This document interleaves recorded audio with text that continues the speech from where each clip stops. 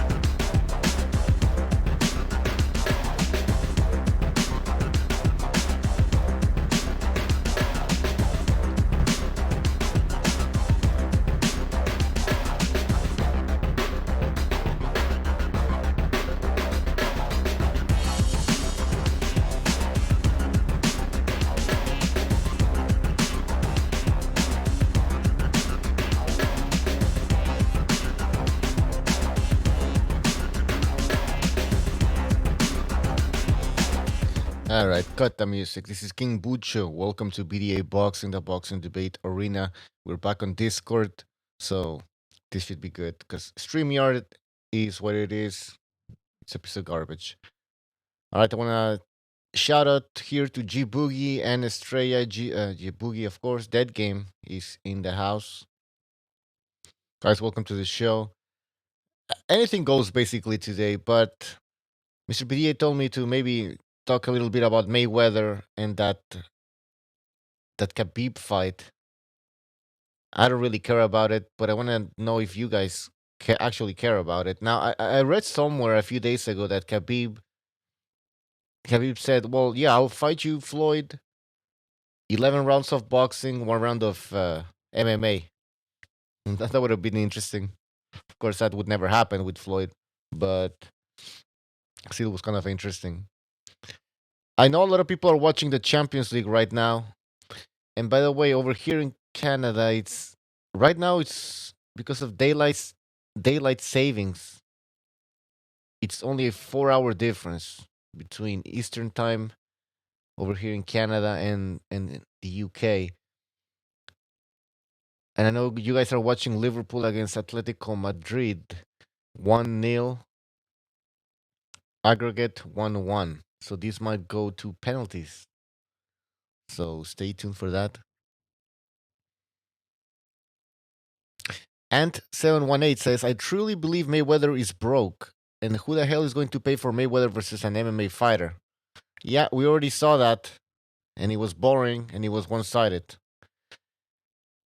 And he says, they got us the first time with Mayweather versus McGregor, but this time it's a hard sell. Exactly. Listen, the first time was... I already knew it was going to be garbage. But listen, it was the first time. So a lot of people didn't know what to expect. McGregor is a striker in the MMA, so I mean, at least he had that going, right? But now you got Khabib, who's a wrestler, a grappler, who does have good stand-up skills, but they're certainly not at the same level of McGregor. So what the hell is Khabib gonna do in a boxing ring? That's a real question. And I think we know the answer. So this is a clear money grab from Floyd. And, what do you expect from Floyd? Right? It's all about the money. It's not about the fans. Never about the fans. It's about the money. So you guys tell me if you want to respect somebody like that. Jibugi says, I don't need another Conor McGregor boxing match. Khabib should tell him no. Should tell him no, straight up MMA match if you want to fight me. Exactly. That would be interesting.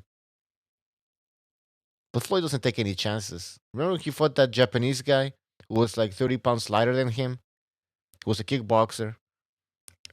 Still, Floyd decided to fight him in a boxing fight. So not even a kickboxing fight, right? He didn't even allow his opponent to be able to kick. He was, again, 30 pounds smaller. And on top of that, the fight takes place in Japan, and Kenny Bayless all of a sudden is over there. I mean, it's like Floyd cannot fight without Kenny Bayless. It's so embarrassing. Really embarrassing. Now, I know people are going to say that I'm a hater. You're a hater, you're a hater. But, like, please, if you disagree with what I'm saying, tell me why I disagree. Why do you disagree with the points that I just presented? Don't just say I'm a hater. Why was Kenny Bayless in Japan? Yeah, address those points. Why was he fighting a 30-pound guy? Like, sorry, a guy that was like 30-pound slider. Why was he doing that? How am I a hater? Listen, we're gonna have a real discussion over here on this show. I'm gonna open the phone lines pretty soon, so I want to have a real dialogue. Okay, we can't just call each other names and accuse somebody of being a hater. This isn't that type of channel. All right, doesn't work over here. All right, Stu is on the line, but I think he's still watching the game, so probably join us after that. After that game's over. There's Yeah, I'm listening to both, but obviously okay. I can't. Don't worry, man. I've got to have a bit of the sound of the telly on, so that's why I moved myself. That's okay, man. That's okay. I'll take over here. I already sent the link to the regulars. If you want to join, just check out the Discord. All right, we got John Gonzalez says, I'd pay for a Mayweather versus sixth grade writing test pay-per-view. That would be painful. That would be painful. Now, I don't think I'm going to get a lot of shit, if I can put it into those words, for talking negative about Mayweather, because from what I've been seeing from the LDBC side, they no longer respect Mayweather. They don't really respect the Mayweather gym, by the way. Because if you guys know, well, a shout out to Corruption. Yeah, long time, man. Get in here, man. Let me send you a link. I don't know if you're busy, but all right. So, anyways, so if you guys watch the Mayweather channel on YouTube, they posted this video where some of these people that train at the gym were debunking this whole Glovegate myth, and now the LDBC is saying that. Okay, we got another super chat. You know, this alert is pretty fucking annoying. G Boogie says, "Good one, Silent John." All right. Anyways, so these people at the Mayweather gym, they're debunking the whole thing. Now the LDBC, they're shitting on Mayweather and his gym. He's like, these people don't know shit about boxing. That's what they're saying. Oh, it's a fitness gym, basically. So the people who go there don't know shit about boxing. So because they were debunking this, now they don't know shit about boxing, right? But who knows about boxing? I'm watching this video on YouTube of this guy, actually saying that what Fury, actually saying that this Glovegate thing is real, and Fury was actually punching with his knuckles, placed on the lace area, whatever. And this guy, right? I don't know who he is. He's certainly not a professional boxer. The guy's overweight and has, bitch tits basically. And oh yeah, I'm supposed to believe this guy, right? Who I don't know who he is. Not a professional boxer with bitch tits.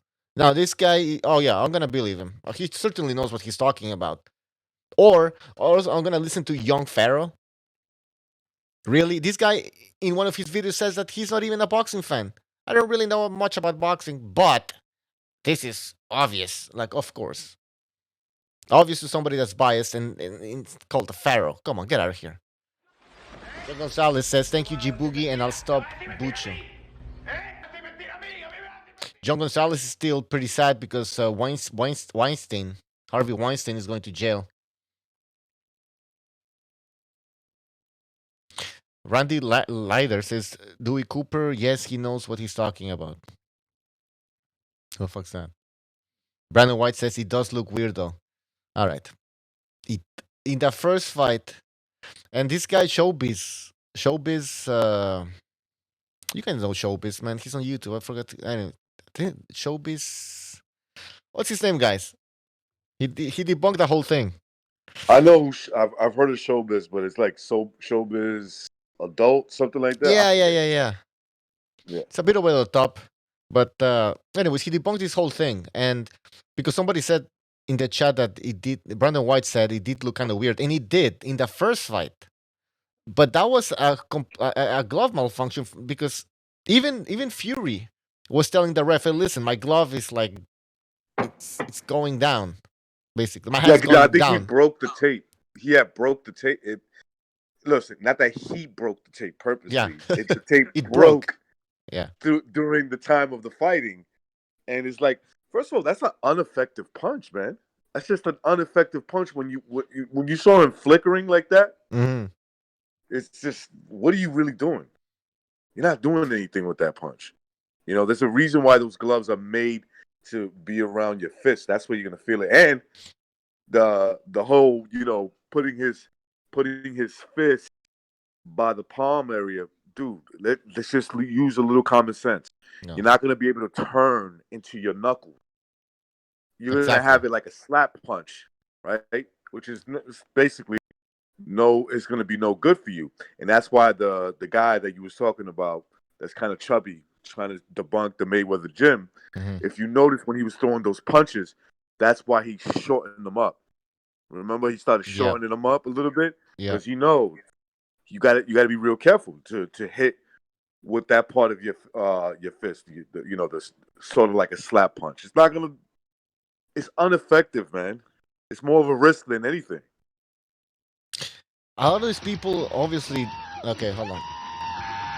Jesus. All right, G Boogie, thank you for your contribution. He says, Silent John Gonzalez,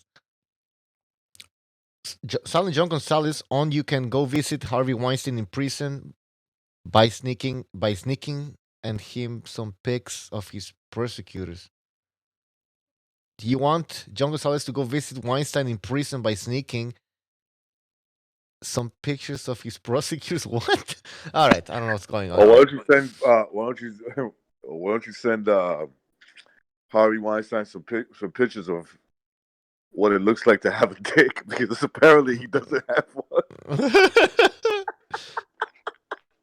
Oh man! Did you hear the testimony about him? I heard. Did you think it's true? I don't know. It could be. I don't know. I mean, he could have an issue. I heard he made a statement. Well, she wasn't saying that when I was giving it to her. Oh, so that's basically what got him in prison. So you did it. So you did rape her. Hey, by the way, Brandon White says I can see both sides of the argument, but it just looks weird. It does. But are you talking about the first fight or the second fight? Because this is what's confusing. All of a sudden, these people are coming up with the first fight, but that happened so long ago. I don't know how that's relevant. It's like all of a sudden, it's so convenient. It does look weird. I'm gonna admit it does look weird. What I argue is the effectiveness. Now, there's one thing that you cannot argue about.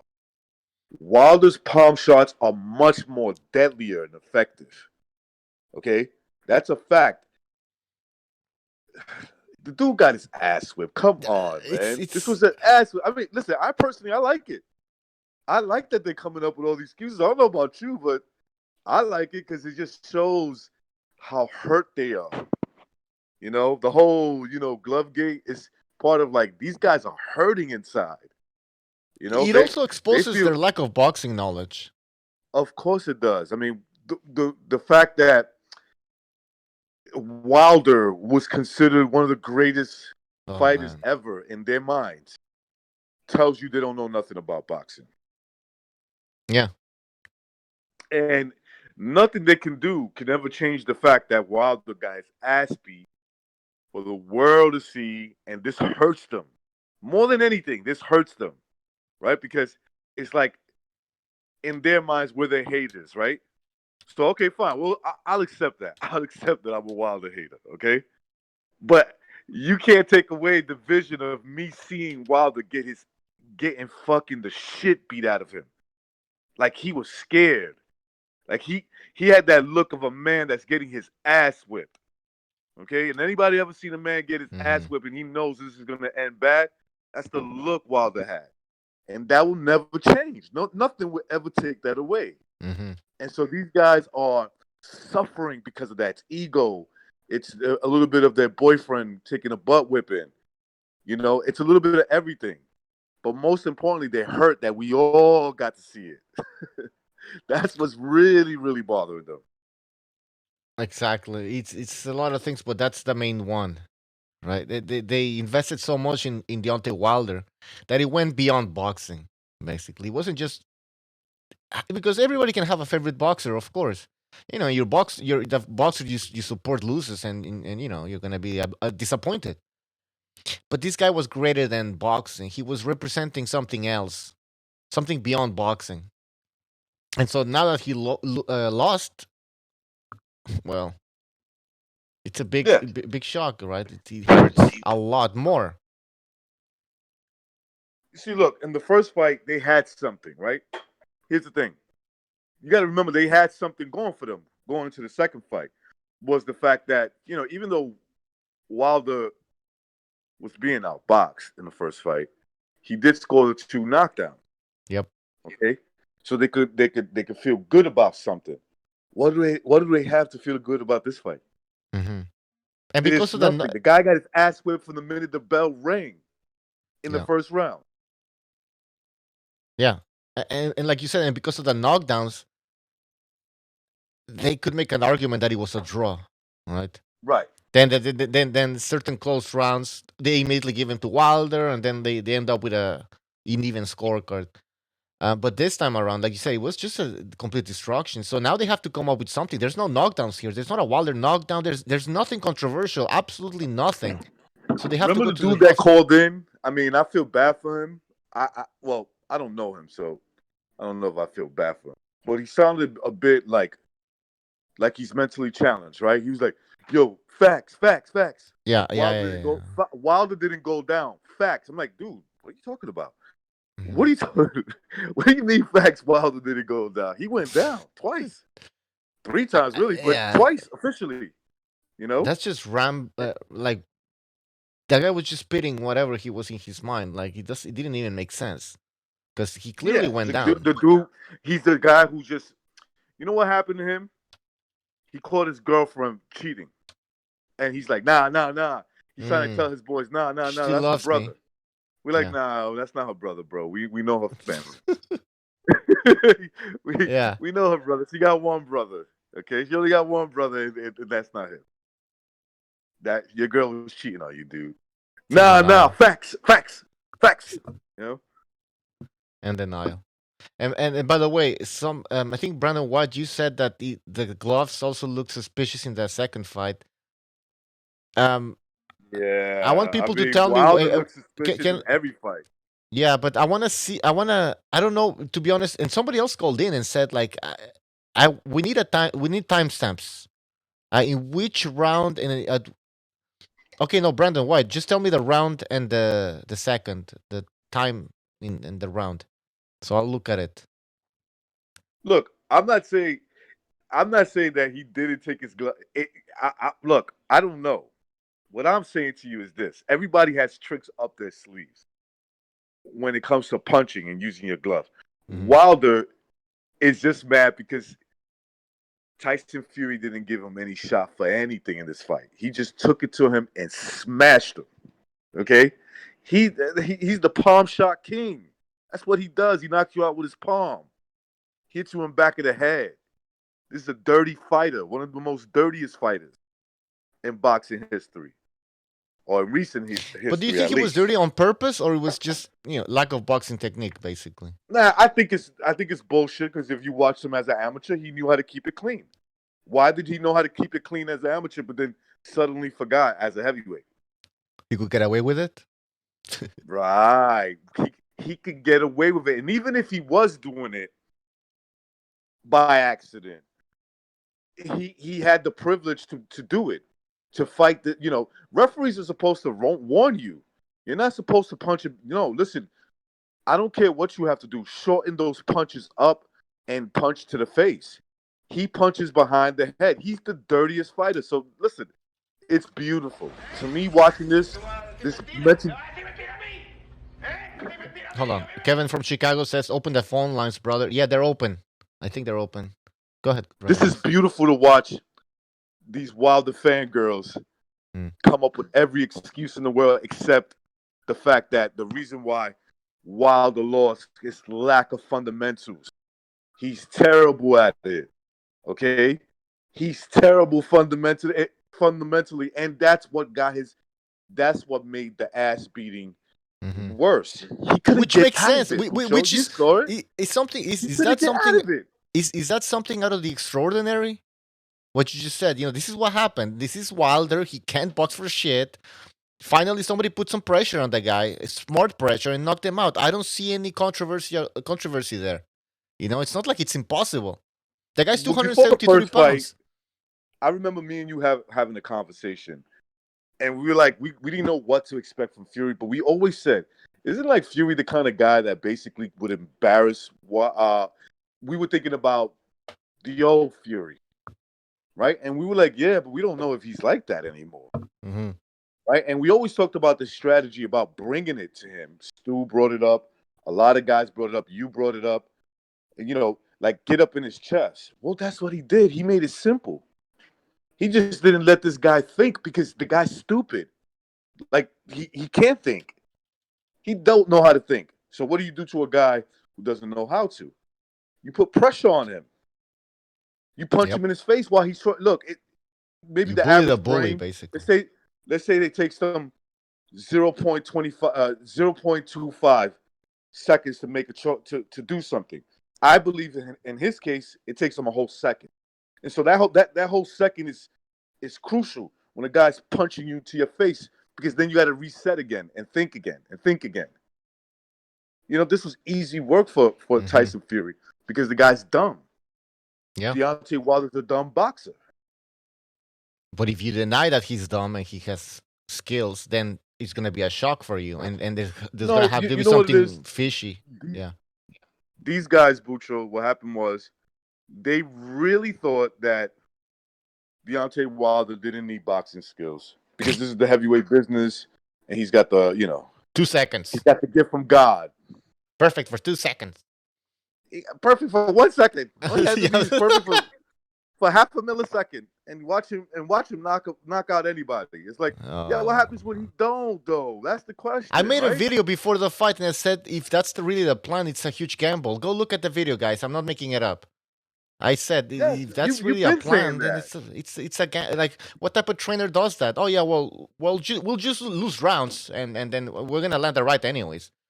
Hold on, we have a phone call. I think it's a Chicago guy. 773. You're on the air. 773. How y'all doing? What's up? Welcome to the show. Good. Thanks for having me. What I got to talk about real quick is Adam Kalinowski, Polish American from Chicago, and man, did he let me down. He moved to Brooklyn. You moved to Brooklyn. What's up? He moved to Brooklyn. What'd you say? Yeah, he ended Polish, up moving to Brooklyn. Polish from Brooklyn. I'm Polish from Chicago. What's it called? Adam Kalinowski. Man, you know what? That last fight took a lot out of him. I think that's what it comes down to. That fight with Arreola, record-setting punches. He took some big shots. I think that fight took years off his life, honestly. And to come back, you can tell that deteriorated his chin. You only get so many punches. Your brain has a defense mechanism. Oh, man, I know this feeling. My brain's getting rattled. It's time to shut off. They got the defensive mechanism. It's time to shut off. Taking too much damage. And that's what happened, man. Before, he would have ate that shit like nothing. But when you get those repeated blows against someone like Chris Arreola, who knows how to punch, he's a veteran.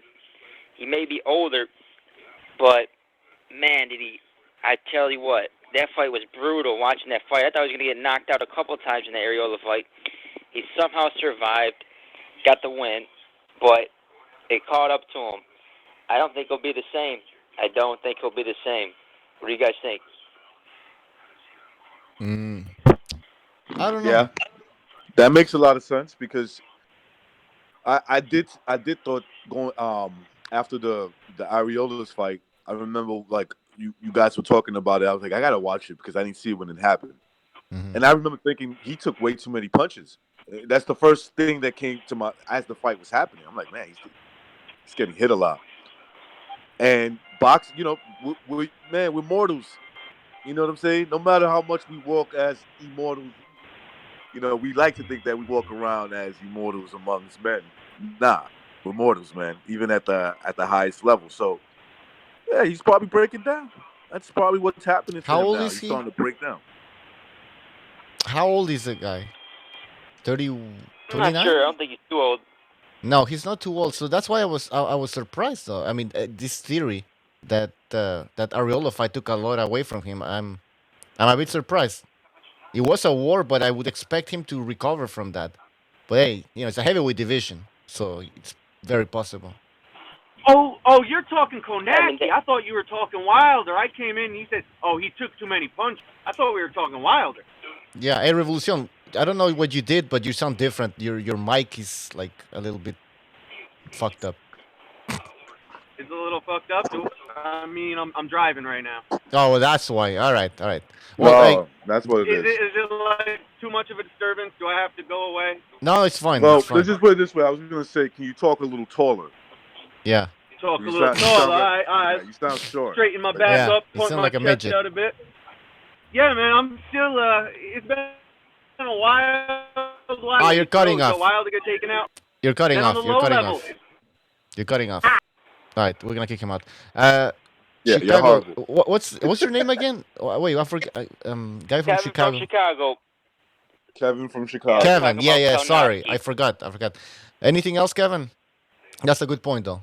Good point. Yeah. So Adam Konacki. Another thing is he turned down that AJ fight, and that's not a good look. I think that says something about his confidence. He wanted the gravy train to keep rolling in, taking these local fights against Brooklyn. In Brooklyn, he packs the arena. All the Polish fans come out and support him. Yeah. So he knows if he goes out there and takes a bad loss to AJ, he's worried maybe that gravy train runs out. The undefeated blemish. It doesn't look too good on my That's $7 record. million paycheck, And man. I think Yeah. that's what it. You think so? Think that's what it has to do with?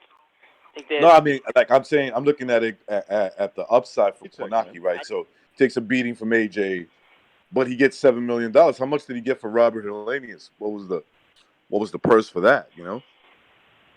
Yeah. Must have. I don't I think know. it was I anything know close it to wasn't that. I'm 7 million. pretty sure it was a good payday because they packed the arena over there, but Yeah. but I still think when you got a world title shot on the line, to go out there, make a good payday. Most fighters, they would not freaking to pass that up. They got the confidence. No. Their goal is to be a world champion, and then when they turn down a world title shot, it's just not a good look. Maybe it says something about his confidence. He wanted to keep that gravy train rolling in, just selling a local arena in Brooklyn. So it's just like it's fucked up because I think with how the LDBC heavyweights, they're in shit show now. They ain't got shit now. Yeah. Well, they've practically been shit. It's just that this is the nail in the coffin, right? Or, they've been walking around DOA. They just needed the fucking corner to put a tag on it, and that's what's been happening. That's it. And the PBC is also in trouble. If you look at the heavyweight division, a few months ago they had Wilder and Andy Ruiz as they had all the belts basically. The PBC now it's the complete opposite. Yeah. Not even And contenders. Konacki, he was gonna be next in line for a title shot. He was Yep. a prospect. He got knocked out. So yeah, all three of them got shit on. And how about this? One last point before I head out. How about everyone's talking about Fury's gloves? How about the big hypocrisy? There's only one fighter being investigated, and that's Deontay Wilder. What was he doing? Smashing his gloves against the wall, trying to loosen up the padding or some shit. Yeah, I don't know. 90 seconds. Oops. Yeah, I heard that. Is that really true? Is that really true about I that don't whole know. thing? I don't know. I mean, I haven't found anything about I that. heard But that. I anyway, don't know if that's true. I figured you guys know. Figured he's being Mm, investigated. yeah, I'll look into it. I think it's a rumor, but we'll leave it at that. I guess I don't know. Let's not talk about that shit because we have no idea. But I will eh, leave it at that. yeah, Kevin, All right, thanks for guys, the take phone it call, easy. man. Take care. all By right, the way, Kevin. somebody in the chat, I don't know if it's true, but his Atlas line says that the purse for Kovnacki was $100,000 and Hellenius Yeah. 30,000. Are you serious? Oh. That's not a lot. 30,000 for Hellenius? Hellenius hit the jackpot. Yeah.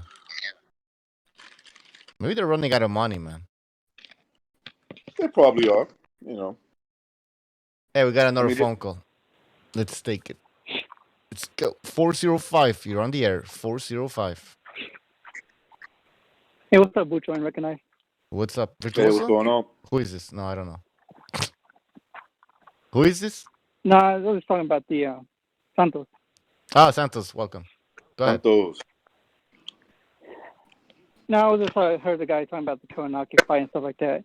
Mhm. I personally don't care if he lost or not because with the Kownacki thing, they were going to try to feed him to Wilder, and then when Wilder knocks him out, they're going to start hyping Wilder back up and say, look what he did to this guy, and he's back and all kinds of shit. And Mhm.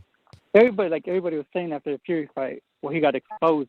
Well, not really, because we all knew what he was. We all knew he was shit. It just they wasn't putting the right fighters in there with him. We all knew he was going to get his ass beat when he finally stepped up, and he got his ass beat twice. And then That's a good. the thing that kills me is, for years I've been fighting with people on YouTube about Floyd Mayweather. People calling him great and all-time great, and I'm like, well, he cherry-picked his opponents and all kinds of shit. And now I'm defending Floyd from the same Wilder fans, saying that Wilder has a better career than Floyd, and now I'm here defending Floyd and just trying to hype up Wilder and stuff. The same people are now not saying, well, on the other shows, they're like, well, Floyd cherry-picked his opponent and this and that. And well, like, you guys are the same people hyping him up years back. Now, because he's Uncle Tom or whatever they want to call him, he doesn't defend Wilder. I want to shit on him now. Yep. He just Listen, creates Wilder limits. was They call him never on illiterate. Mayweather's level. Come on. Mucho. We don't like Mayweather, right? Well, Like, we don't, No, we don't like him. I don't like him. To compare Wilder anywhere near No. Floyd Mayweather, It's you crazy. no. you just like fucking unrealistic. Yeah. Mayweather's Hell one of no. the greatest fighters, one of the top 10 greatest fighters that probably did it in my lifetime. Okay? Wilder is like, I don't know what the fuck he is. to Yo, be I've honest never with seen you. a guy like with such limited boxing skills have 10 title defenses. 9 or 10. I don't know how many he had, but that's just wow, man. I think he had It's 10. shocking. 10. Wow. Yeah, and and the the thing same about people, Floyd like, too are now is making fun of Floyd. the thing with Floyd is he openly admitted, "Hey, look, legacy don't pay the bills." He said that to a lot of his critics, so he kind of was open about cherry picking and not fighting the highest competition. So to throw Wilder under the bus now, yeah, Floyd agrees with you. And the same people like are now making fun of now where everybody knows like I don't know if he can read or not, but now they call him illiterate and all kinds of shit and like well, you guys were shitting on him years back. Oh, he is illiterate, but compared to Deontay Wilder, he's a fucking genius. Let's be honest, okay? You ever heard? Yeah. Oh, yeah. You ever heard Deontay Wilder speak? He can't even finish a sentence without like fucking up. He's like, the best in me is like no, the best of me, and then it's like, every sentence he'll say, I'm like, you said that wrong, bro. You basically said the whole thing wrong. Yeah, but So Floyd never said anything weird. I mean, I know bosses try to sell fights, which makes sense, but you never don't talked say about getting pregnant. Exactly. I never heard of Floyd talk about getting pregnant. Yeah. I never heard of Floyd. Recognize on the. Go ahead. I was listening to an interview and Wilder was talking about how he broke his arm and stuff, And instead of saying I broke my arm, he said I breakaged my arm. I was like, what the fuck? Yeah, Oh, man. I break my arm. I mean, I don't want Well, to make I fun mean, of a lot of these people, boxers, they don't come from the best of places, for the most part. So, But they know how to complete at least one sentence. Maybe maybe Yeah. 3 sentences in a row I mean, I don't know. could be a problem, but this guy has a problem like finishing one. Yeah. Yeah. And the thing that kills me with these guys is, breaking my arm. Oh, man. That's fucked up. Oh, anything else, Santos?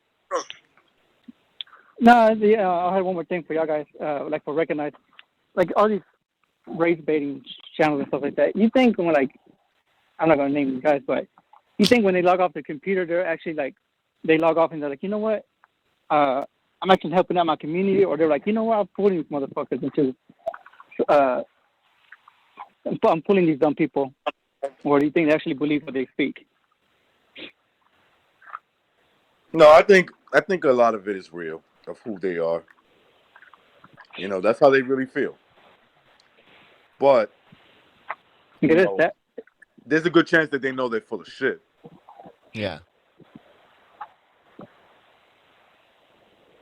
Yeah, because it's sad because these guys they're losing because when they are king and shit like that, they talk my king. Well, first of all, I've never called another guy my king, and the only king I know I is think that's just super gay. myself. But yeah.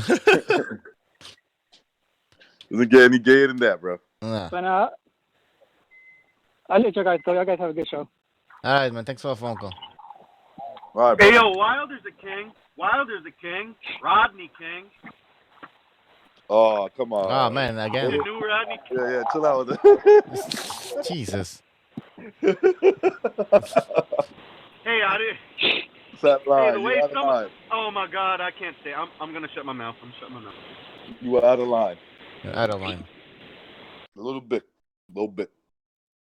All right. Any more callers? Nope, not for now. Oh. A lot of people are watching the soccer game. Man. Yeah. Man, remember when Adrian Broner lost that fight to Jesse Vargas? They called it a draw, and he went to go say, "Man, I beat his ass like they did Rodney King," but it came out, "Man, I beat his ass like they did Martin Luther King." Oh. He messed up, man. Nobody. First of all, That's that I'm aware. Yeah. I don't know what he meant by that.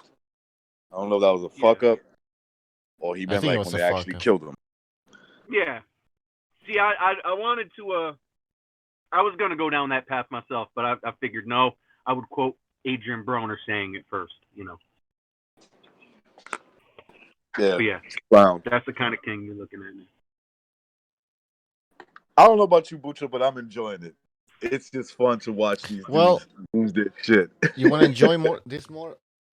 Let me just.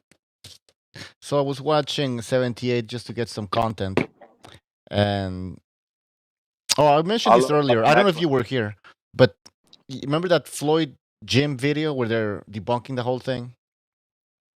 Yep.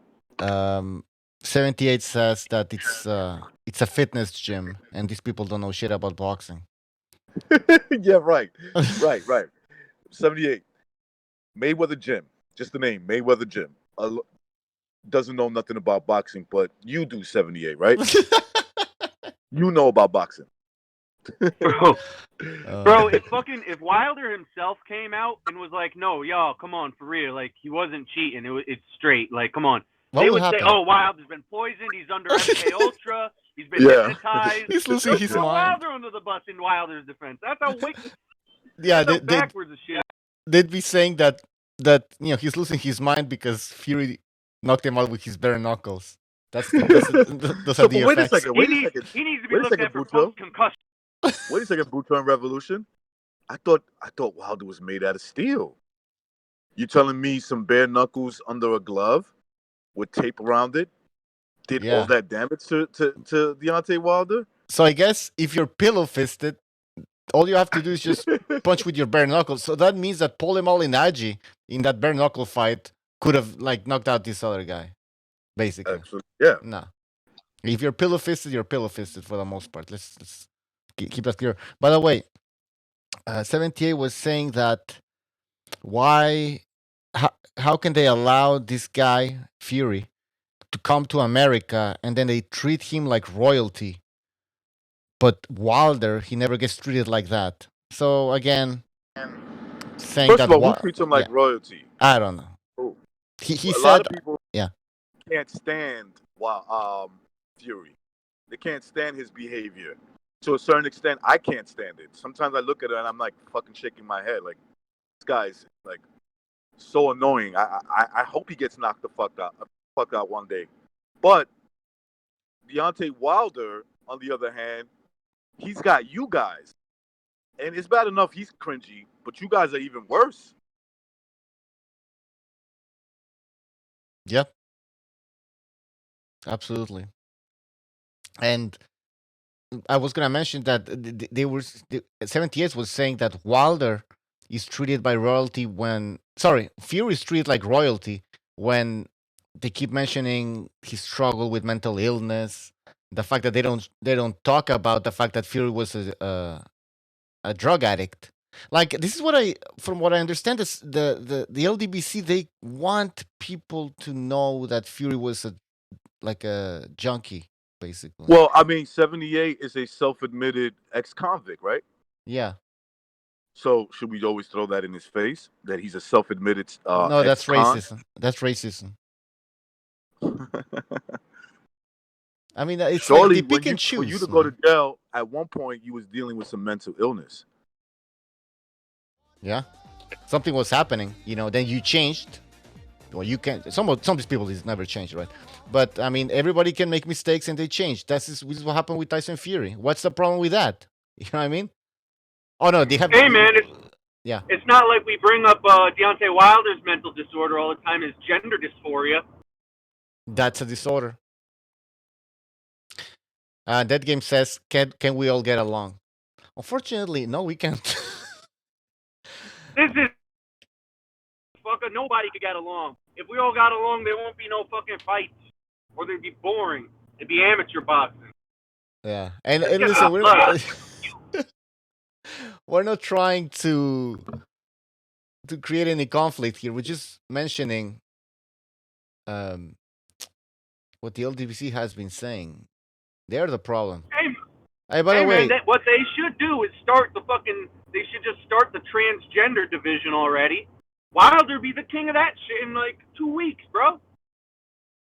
Just open the gates, start letting him in. He's gonna get a head start on everybody. But I think he could reign the transgender till he's like 45 years old. I think that's a great idea. And I support that idea, by the way. People, don't forget, if you like the content, please like this video. All right, here's from Instagram. Mayweather posted this picture. It says, Mayweather McGregor 2, 2020. Now, I don't know if he's joking, but I think he posted this because he's trying to see how the fans react. I do think Floyd's desperate for money, man. 50 Cent, in an interview a few weeks ago, said that Floyd is losing a lot of money. Do you guys think that that's true? Based on the fact that this guy's in his... How old is the guy? 44? 43? And he still wants to fight in these exhibition type of fights? Why is he doing that? Because legacy don't pay bills. What's that? I said because legacy doesn't pay bills. Yeah, well, legacy. You don't care about putting a good fight on. He wants money. Yeah, but if he invested his money, I mean, he made a lot of money. That's a fact. I mean, we know he made a lot of money. So why does he need to do this? I'm pretty sure he ran out. That's the This all led up to the title of the video. Is Floyd broke? Well, seems like he might be. People who grow up in like really shitty areas, you don't know how to manage money. Shit! I fucking grew up in the goddamn suburbs. My family didn't manage money. My fucking dad lost his house, man. My fucking family got financial turmoil, and we had money. Mm-hmm. So anybody can fuck up, man. It doesn't take much. And You'd be surprised. The quietest motherfuckers who don't live like millionaires, they sit there stacking their money. You know, Good point. and you won't see that a lot with these celebrities and shit, like athletes, because they're in the limelight. Even I mean, look at Pacquiao. I'm sure Pacquiao's a lot more, I think, a responsible person than Floyd. Like when it comes to like helping his community and like, just genuinely being a good person, I guess. He probably still has financial troubles. He probably got all these people he's paying for, all his friends and hangers on that he pays their bills. He's got big houses. I'm sure he's squandered money to a degree. So it can happen to anybody. And look at Floyd. I mean, it's clear. The writing's on the wall, bro. Well, Floyd is very smart. That's what he's called the money man. So this cannot happen to Floyd Mayweather. And he's. Am I sounding okay? By the way, my mic sounds better. Yeah, it sounds okay. Okay. Floyd's supposed to be a mastermind when it comes to making money. But if that was true, then he wouldn't need to come back to the ring, basically. But it's not what you make; it's what you save. Well, yeah. What do you mean? What you save? It's not what you make; it's what you save. Floyd is great at making money. He's great at like booking the fights to get the big money, but saving it is the problem. Investing it is the problem. Yeah. Look at the watches. Look at the fucking box full of fucking Jacob watches he has. Yeah. I mean, that's not a good investment. But then again, how much money does he have? I mean, to me, it doesn't look like he knows a lot about money because, sure, like you said, he made money. But is he actually making money out of that money? That's a question. And then by the way he's spending his money, like you say, then you can already kind of conclude that, sure, he made a lot of money boxing, but he's not really good at making money out of the money he already has. So that's exactly. Because why is he fucking fighting people? Why is he fucking fighting? Come on. He says it's easy money, but I don't think. Yeah. It's not real fights though. It was McGregor, and then it was the little Japanese kid. And next they're lining up McGregor again. He's not been in no real fights. He's had 3 paydays with 0 real fights. Yeah. And I mean, come on, are we even going to count Berto and Garcia over there? Are we going to count those as fights? Hell no. And by the way, exactly. Revolucion, we have now a discussion here between Floyd and Pacquiao. Pacquiao is also there's rumors that he's also bankrupt, or not bankrupt, but he's he needs money, right? Which is maybe true, but Pacquiao is actually fighting top opposition, which you gotta respect. I mean, let's be honest. Keith Thurman was considered by many the #1 welterweight. It was either him or Spence, right? And the whole talk was between, well, who's the #1 welterweight? Is it Keith Thurman or is it Spence? They have to fight each other. The winner's gonna be a pound for pound boxer. Blah blah blah. Pacquiao fought Keith Thurman. 41-year-old Pacquiao. So you can't compare what Pacquiao's doing with what Floyd's doing. But and trust me. Yeah, go ahead. As you're saying this, I think maybe something clicked where Floyd is great at making money. True, we've established that. Maybe not saving, but making the money he's good at, right? Yeah. Maybe also he's a genius at himself to where people are going to want to pay for his fights even when he's fighting nobody. You know what I mean? Where he says things where people want to see him get his ass kicked. People know he has that 0 on his record. They want to see that 0 get broken. There's certain things where he will draw in casual views without having to fight legitimate opposition. Whereas the Manny Pacquiao, yeah, all the hardcores respect him, but nobody knows who fucking Keith Thurman is. I mean, the casual doesn't know who Keith Thurman is. So no, that fight. care. Okay, hold on. Okay, the McGregor fight, we can understand why that fight sold a lot of paper. Okay, hold on. Okay, go ahead. Number 2. So then he fought the Japanese guy. Now that fight, the money that he got from that fight was people from Japan exclusively, right? There wasn't any demand for that over here. Hey, Stu, could you mute your mic, please? We can hear the game. Thank you. Thanks. All right. So the Japanese fight, it's not like people were demanding that fight. They had an interest in that fight. It was only Japan. So that doesn't count. So number 3, if he fights a third opponent, is there going to be demand for Floyd, though? Are people really waiting to see who Floyd's going to fight next? No, because it's ran its course. Yeah. I mean, we saw how big it was with McGregor. I mean, he had to cross over into MMA to draw MMA fans into it. Because, I mean, look, boxing isn't the fucking hottest topic right now. So, I mean, what a genius, really, to do a cross fucking sport thing where some people even believe that maybe McGregor would have won it. You know what I mean? So, you got to give him credit where credit's due on that. He marketed that really well. Both of them. I think you're selling Japan a little bit short because hey, that's just money in a different economy, you know. Just because we don't see it, that fucking arena was probably sold out, right? Oh yeah. They would have paid to see Floyd fight a literal cab driver. It could have been billed on the bill, a Japanese cab driver as his opponent, and people would have come and seen it. True. Now, okay, that's a good point. It's true. Money is money, basically. So you got to give him credit for. Japan gets grateful. They get grateful in Japan when people go over there. You know, all the old rock bands. When you do a reunion, you got to hit Japan one time because they've never ever seen you. You know, and they're willing to go crazy to get you. Okay, taking into account how that fight, what happened in that fight, basically, which he knocked out a little guy. Could there be another offer for Floyd in another country? I don't think so. Like, who's gonna offer Floyd another fight like that? Come on, it was boring. It was pointless. But I mean, look, he's gotten. You wouldn't think he was gonna get another payday like that after the McGregor fucking fight, right? Because that shit wasn't that exciting either. It was like, oh, whatever. Shitty little stoppage at the end, right? Like, nobody was really excited to see that. Then he got another payday like that out of Japan. So just when you think it wouldn't have happened. So he'll come up with something. I don't doubt the man that he'll come up with some other fucking way to fucking get a fight and make money. He might, you know what the next gimmick might be? I got one. He'll do a thing where he's going to cross over into the octagon.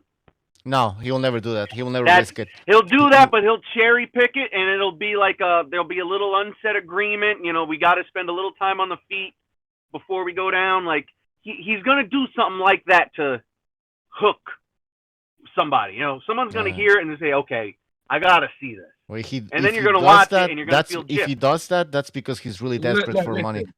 Look, Floyd's not that important. Do you think anyone gives a fuck do you think UFC care enough about Floyd to change their rules for him?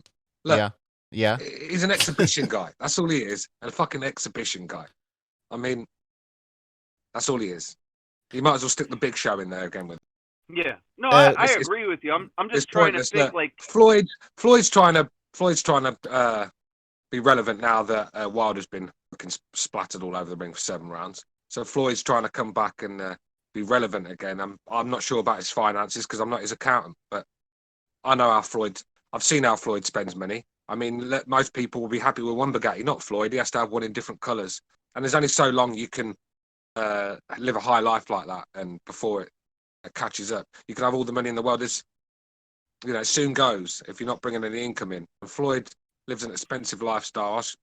When you look at all his houses and stuff, this guy probably in assets wouldn't be broke for a long time. But at the end of the day, there's a reason why he wants to keep coming back. And my view is, no one cares enough about Floyd anymore to make it worth his while coming back. Because I just don't think, and I don't think I know anyone that's going to pay for Mayweather Khabib in a boxing. Saudi Arabia, apparently. Oh yeah, I mean, let them have it then. If they've got change, I won't be paying for it. What I'm saying is, I won't be paying for it. That's what you say now. Sure. That's what you say now. Trust me. Why am I going to watch Khabib and Mayweather in a boxing gym? Come on, man. In a boxing ring. Come on. All right. No, that's true. May as well be in a gym. It's going to be a fucking sparring session. That's all that's going to be. But you know the thing too with how Floyd spends money, he spends money spitefully. almost. You know what I mean? He's the type of guy who will be like, hey, yo, all the haters, check this shit out, and pop open a briefcase full of fucking medals and shit. Like, he'll just go buy shit just to show you he bought it, you know? He's one of them type of spiteful spenders. He's a gambling addict as well. He's got a terrible gambling habit. And the thing with gambling habits, they only tell you about their wins, don't they? They show you their wins on Instagram, and they show you, but they never show you their losses. And look, Floyd, he seems the sort of guy that I don't have the proof, but I can guess that this guy's lost a hell of a lot of money gambling on games. And he lives in Las Vegas as well. If you're a gambling addict with a lot of money living in Las Vegas. Yeah, we know if you're living. Yeah, we know where the money's going. You're not going to fucking Las Vegas Golden Knight hockey games. No, you don't got season tickets. You're going to the fucking Taj Mahal and all.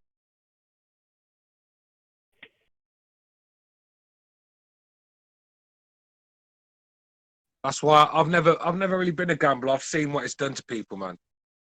I remember a few years ago, but about 10 years ago now, we all went out for a drink, a few lads on that.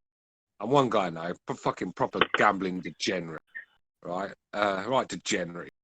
And he won some money on the roulette wheel thing. I think he won about £300 or some £300, which is about $400 and something. I don't know. But we said, look, that's enough. Let's go for a drink, and now we'll go for a drink, something to eat. You know, you've had a good day. You know, take your winnings. You've had a good day. Not this guy. After we had something to eat, back in there he goes. Right, blows the rest of his money he's got. No, that's a lie. Because before we went to go to get something to eat, he went and bought some Nike Air Jordans. Paid a lot of money for them, but he didn't even get to wear them Jordans because he went back into the bookies, put all his money back in to that machine, chasing. I don't know what he was chasing, but he put it all back in. Took the Jordans back, got his money for that, and wasted that in the machine as well. And I just looked at it and thought, you know what? Fucking degenerate. You know, I can't be around people. That's disgraceful, man, to make a purchase, like to go out of your way to buy something you want just to fucking return it, you know, an hour later or so. Just he probably still had. Yeah, he probably still had about £200. They probably had about £180 left on him. Probably a bit less than that, probably 160. But he put all that in the machine, took the Jordans back, fucking got his money for that, and then blown all the money that he got for the Jordans. They paid for the Jordans. Fuck's sake. Man, I'll tell it. It reminds me. I'll tell real quick. I watched a documentary on gambling, and you know who it was actually? Stu, it's that guy Louis Theroux. Yeah, Louis Theroux, the Jewish guy from England. Yeah, he's good. He was at the casino. He's following around this fucking billionaire, whatever. And it's at the end of the night, and the guy is sitting down at the $50 slot machines, and he's doing two of them at once, one in each hand. He's feeding $50 bills into these fucking machines. And Louis standing there, hey, come on, it's time to go. Come on, didn't you just say we were leaving? And the guy's like, no, one more. And you could see like how horrible it is, right? But then he fucking hits a jackpot on one of the machines, $50,000. And he looks at Louis like, you see, I knew it. Like, $50 a spin. See, it all makes sense. Yeah, but $50 a spin, man. Fuck's sake. Yeah. But I mean, this guy's like, he was like a mattress entrepreneur or something. He was like a straight billion. Well, when you've got that sort of money, but the thing is, there's a lot of people that haven't got that sort of money but use £50 a spin. And they have that same. Yeah, chasing a jackpot that is not there, if you get what I'm saying. Like I said, the house always wins in gambling. This is why it just never appealed to me. I just work too hard for my money to give it away in a gambling machine. Do you know what I mean? I just do. Sports gambling a little different. Sport, yeah, like betting on the football and the boxing and stuff. Have a little cheeky little flutter, shall we say? You know, tenner here, tenner there. There's nothing wrong with that. But when you're in Las Vegas, it's a different animal altogether. You know. Yeah. Hey guys, we have a phone call. Let's take it. 256 Bring on him the on. air. 256. What's up? What's up, Rich? Hello? Can you hear me? Yes, sir. Welcome to the show. What's on your mind? What's up, man? How y'all doing today? Pretty good. So what's up? What's on your mind? Y'all heard about Floyd baby mama? Oh yeah. I think y'all heard about Floyd baby mama. Yep. She's y'all dead. Heard about that? Yeah. Do you think there's something? Hey, they said they. Yeah. Go ahead. Say what? Go ahead. Go ahead. I know. I was saying they said it was a court case coming up in December. She was suing her for $20 million. I mean, I ain't speculating, but shit, do the math. What are you saying? I ain't speculating. I ain't saying nothing. I'm just saying, shit. I don't care if you're a billionaire. $20 million is a lot of money. Yeah. Shit, you feel me? I mean, I don't know. R.I.P. But shit, you know, goddamn. What y'all think though? I don't think Floyd would take. He's a guy that doesn't take a lot of chances. He plays it safe, basically. I mean, he got you. So this is a gamble. Y'all know he got low. You know he got. Say what? I mean, he gets caught. I mean, come on. He would never do this. I don't think it's true. You know he got the Las Vegas police in his back pocket, and he got LAPD in his back pocket. Maybe. He got him on payroll. You know what I'm saying? Yeah, if he has that, you got the police on. Yeah, I don't know, man. Liverpool you just never know, man. They say he a sociopath. They say he a sociopath. So you know how them sociopaths move. True. I don't know. What's Listen, wrong with being a sociopath? We're all sociopaths. Nah, I'm joking. By the way, people, Liverpool just scored. All right. Go ahead. Anything else, caller? It's different. No, that was it. All right. Well, thank you for the phone call. We'll talk about this. Take care. All right. Oops, sorry. Liverpool took the lead, Butcho. Yeah, I'm just looking at it. 2-0 up now. Okay, so it looks like Liverpool will make it. Well, they've got it's an extra time. They've got another. If Atletico score one more, then they're through. So still a tight game. That's true. The goal differential. All right, we're gonna keep an eye on the game. I have the score on the screen. Liverpool should have been about 6-0 up though. Oh, the goalkeeper. Sorry, I'm gonna come off. All right. Hey, in soccer, do they pull the goalie out like in hockey, where they take the goalie out for another attack? Rarely. I mean, if there's like a second left and they need to score a goal, and it's like a knockout round, then yeah, maybe. But rarely. No, it's not. Wow. Okay, because in hockey, like if you're down, if you're down by a goal in hockey, like all the time, 2 minutes left, send them off. Like, so it's really a big deal. Like a 1-goal loss versus a 2-goal loss really is like a big. I heard you just say goal differential, right? Yeah. Well, because okay. it's a two-legged games. Kind of hard to explain, but yeah. Let's just talk about something else. Let's That's talk only about if it's a tournament, Revolution. Okay. That it matters. The one extra goal can put you in a different bracket. I see. It's it affects the seeding. I got you. We'll leave it at that. But yeah, if it's a knockout situation, yeah.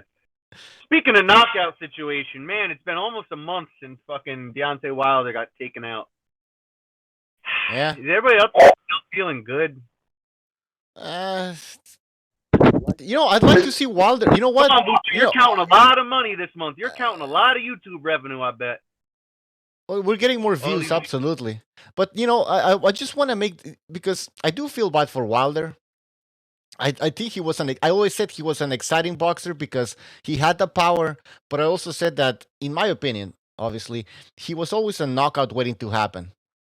So that's why his fights were exciting for me, because either he would win by knockout or he would get knocked out. And a lot of people said, "Oh, you're crazy! He cannot get knocked out." Blah blah blah. But we saw what happened. Okay. Also, Wilder, I'd like to see him fight again, man, because he could improve in a few years. To be honest, I know he's not the youngest, at 34, but listen, he's 6'7", has power. If he works on certain things, I think he can still beat a lot of heavyweights. He's athletic. He has the ability. He's still even though he's on his downwards or to you could say he's on the peak of his downward spiral. He still has enough ample time to be relevant, but he needs to put in the work. That's basically it. Absolutely. Yeah, what's up, guys? What's up? What up? We're just discussing here. Marky Mark. I think. Bert. We're talking about Wilder and where he can go, basically, right now in his career. Well, first of all, Bucho, before he goes anywhere, before anybody goes anywhere, there's 88 people in here, and there's less than half the like. Smack the damn like button. Support the channel. It's free. Stop being cheap ass little bitches. Hit the like button and support. Come on. There you go. That's gonna help. I hope that's gonna help. Do it. Do it. Do it. Come on. All right. Support the channel, people. Yeah, we're talking about Floyd. Now we're talking about Wilder. You know what? Let's stick with the Floyd topic because that's what the title of the video says. Floyd is broke. Well, is he broke? And by the way, just again, there's a caller. We had a caller who mentioned the whole baby mama thing, that Floyd's baby mama died. And Floyd's baby mama died? Which one? Yeah, she found dead in the car. Found dead in the car, and apparently she was gonna sue Floyd for $20 million because of. We don't know if she was gonna sue him. Okay. But we do know that he owed her $20 Which million. baby mom was this one, Mark? Because I know the he one had of the two. three kids. The one of the three. He beat up and went to jail. The one he went to jail for, basically, for beating up. Damn, that's recognize the OG baby mama. The OG baby mama. It's the OG baby mama found that. You know, like a lot of people can go into the conspiracy theories. Did Floyd have her killed? I don't know, man. I'm not even. I don't think so. Yeah, we're at the beginning stages. But let me say this. Yeah, it is. She does have a past history of drugs and drug abuse. And in America, it's not uncommon for a single mother to end up dead in a car from drug overdose. She also admitted it as well. She admitted that she didn't say she had a problem. She said she liked to party. And what does that mean? Look, I wouldn't look, when it comes to like money, kids, anybody's capable of anything. But you got to also ask yourself, did she surround herself with characters that were providing her with a lot of drugs? You know what I'm saying? That they were just like hooking her up with drugs and she was taking them nonstop. Could one of them had her, they were trying to make her a potential. Yeah. I mean, you can't I'm sure that they're going to investigate that. A guy like Floyd, I don't think he's that broke. I think he still got money. Let's say if he did it, this will make him go broke just to keep his freedom. Yeah. Where did they find her dead? Broke, and there's rich broke. Yep, there's rich broke, like G Boogie just said. In her car. In her car. Where? What state? Where in America? Was she living in Vegas? California. Tuesday night, California. Cali. Okay. She was trying to judge because, she was an attractive girl. Like that's like 3 hours away from Cali to Nevada. So, she's in that picture right there. She's a very attractive girl. I would like her. I would have liked her back in the days, but you could tell a girl like that to like guys like Floyd. She said something to the effect. I remember in an interview, like, it makes you question the whole beatdown. She was like, I like when Floyd loses his temper. Like, wait a second, what? Oh, that type of woman. So you like that stuff. That type of woman. Oh, shit. Yep. Yeah, that's love. Like that kind of behavior. Yep. But yeah, reason I ask where in the country she was found dead is because, like, in America, there's like a huge fucking heroin epidemic everywhere. So, people just overdosing is like no big news, but I'm trying to pinpoint. If it was more like, where's Floyd is from? Where? Detroit, right? Yeah, but he lived in Even Vegas. if it was like, we live in Vegas. I don't know where the baby mama come from. If it's Detroit area, I'd say okay, yeah. But Seems like he met Yeah. her. He met her in the Michigan area. Yeah. And Does anybody know? Does anybody know what kind of drugs it was she overdosed on? Not yet. They haven't The mentioned thing anything. is, we don't even know if she's overdosed on drugs. That's just me. Exactly. Because some people are saying Floyd had her killed, and I'm just saying, don't jump the gun and just say, oh, Floyd had her killed because of the 20 minutes. It's not as simple as that. She could have overdosed. It could have been whatever. Anything is possible. You never know. Like, Okay. he could have had her killed. She could have killed herself.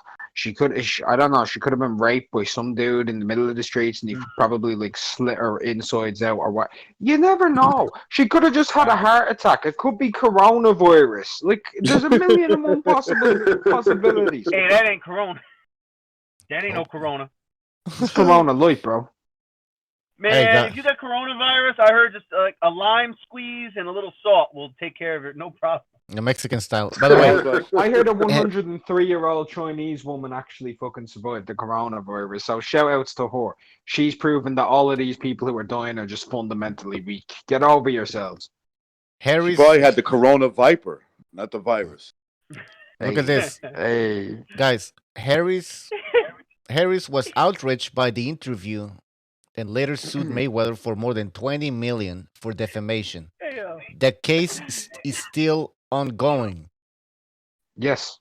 Yo, who wants to bet money right now that in 5 years' time, Corona is going to try to use the coronavirus as an ad campaign? In a few years' time, it's going to be like little fucking germs with sombreros on doing a mariachi. I You have gotta to catch the disagree with you. coronavirus, home. Well, they already lost demented. millions. Uh-oh. I'm willing to bet that Uh-oh. Corona itself is suffering. Oh, shit. Corona Queens is suffering because nobody wants to go to Corona Queens. Okay, so Yo, imagine Bucho, is that Corona- game full time yet, bro?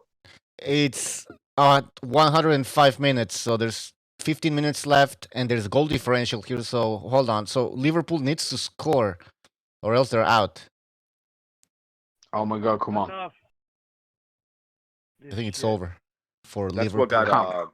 That's what has Stu silent. Wait Watching a that fucking minute. game. It's 2-2.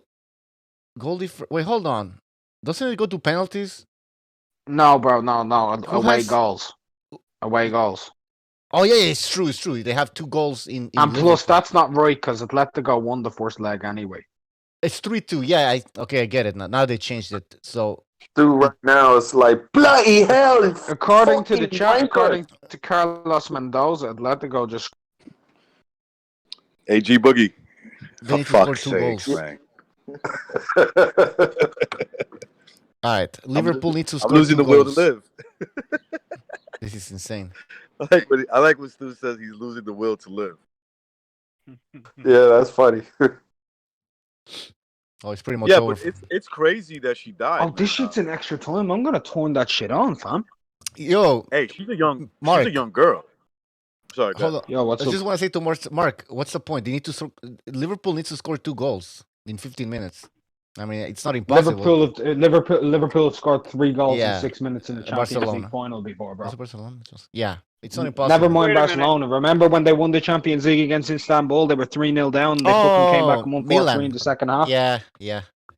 All right. Don't forget Liverpool in Europe. They can do crazy shit, Well, we'll see.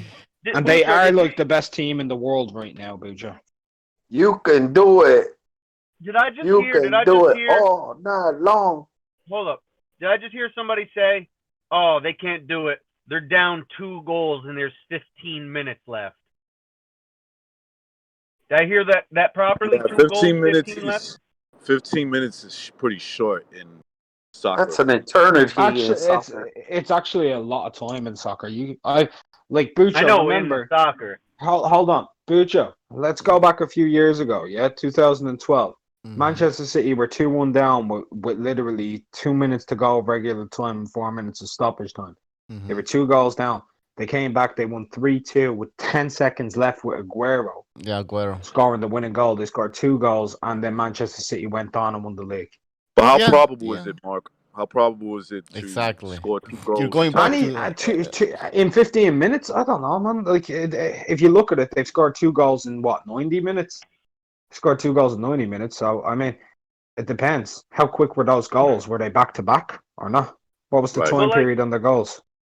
it's like you guys ever see like any kind of sporting event where like, let's take like hockey or basketball, right?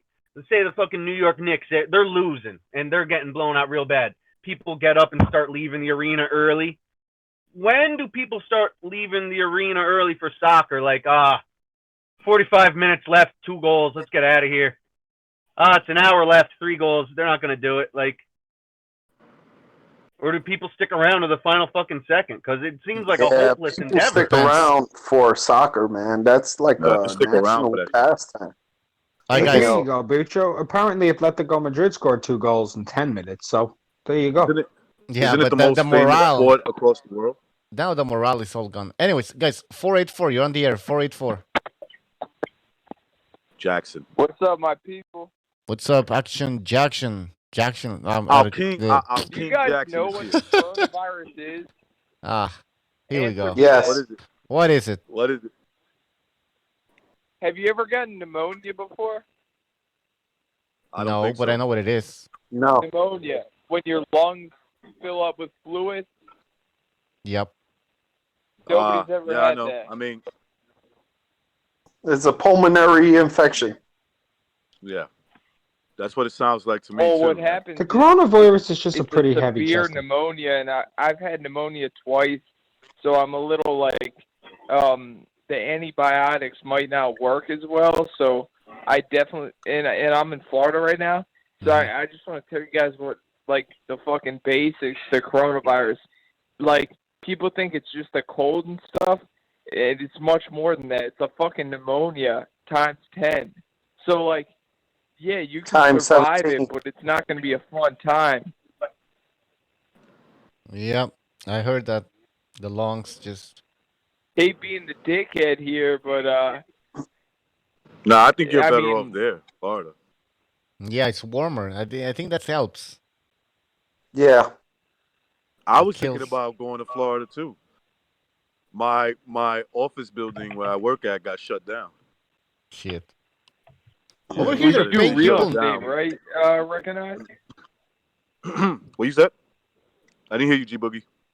What do you do? Real estate, or what do you work on? No, I mean like no. I mean, fucking well, elevators I or deal with real something? estate because elevators they're in buildings, but like where we have our office, they just shut it down for like I think somebody traveled to Italy and they're not sure he has it, so they like shut the fucking building down. Jeez. Yeah, Bro, so yeah, I'm man, working out of my house. I don't think it's anything to worry about, because like if you look at the population and you look at how many people have it, I mean, the ratio, I mean, it's So pretty far in New York, there's scarce 46 cases, to get it. Jackson, and New York is 8.5 million people. And take travel, you're talking about on an everyday basis, you get about a good 12 to 15 million people in New York, right? On an average day. The funny thing is, New York is empty. Manhattan, it's a ghost town. It's like G Boogie may know this, or anybody who's like ever Philly. been in New York. Yeah, it's like North Philly on a bit. long weekend. If you guys ever come here on a long weekend, you will Yep, notice, especially the city, on a Sunday. Yeah, it's super quiet. Like you can't even believe you're in Manhattan sometimes. And that's what it's like for the last week. Yeah, just look at the recognize. It's an fucking recognize. This is what it is. It's an economic externality. They're using this to fucking tank the market and probably try to fuck Trump over, even though he's like the third best. I was president. thinking the same thing too. And it's a fucking I shame. was thinking. I wouldn't pass it by the Democrats. No, listen, the economy's already fucked, man. I mean, like, it's what an do we want, excuse. smoking Joe Biden? The economy was already weak. Smoking man. Joe. Yeah, it's not in a The economy is already hyperinflation. weak, man. Listen, low interest rates. Trump was talking about negative interest rates. They're just printing money out of nowhere. Listen, the real. No, he's not. That's what Obama did. Bucho, that's not true, because I study economics and I know what the Fed is printing, and that's not true. Trump runs the country like a business. He's not like one of those pussy Canadians. Was there any QE? No, that's true. But hey, Jackson. cheap shot. No, hold on, hate you Jackson. with that. Jackson, was there any QE, quantitative easing happening? What did you say? Was there any quantitative easing that took place during the Trump administration? There always is. There always is. But if you look How- at the ratio from Obama, Doesn't matter. There do you know was. what Keynesian There was. economics is, Bucho? Do you know Yeah. what Keynesian economics is? Yeah, a little bit. Yeah, It basically was what's a happening right now. short-term Go ahead. philosophy to get us out of a depression. It was never meant to be long-term. Now you have Yeah. these fucking retards like Bernie Sanders trying to do it long-term. It was never meant, like, we're meant to be a fucking laissez-faire free market. Mm-hmm. And now you have fucking idiots trying to fucking intervene with the economy. Sick. It's disgusting. How come they can't raise interest rates?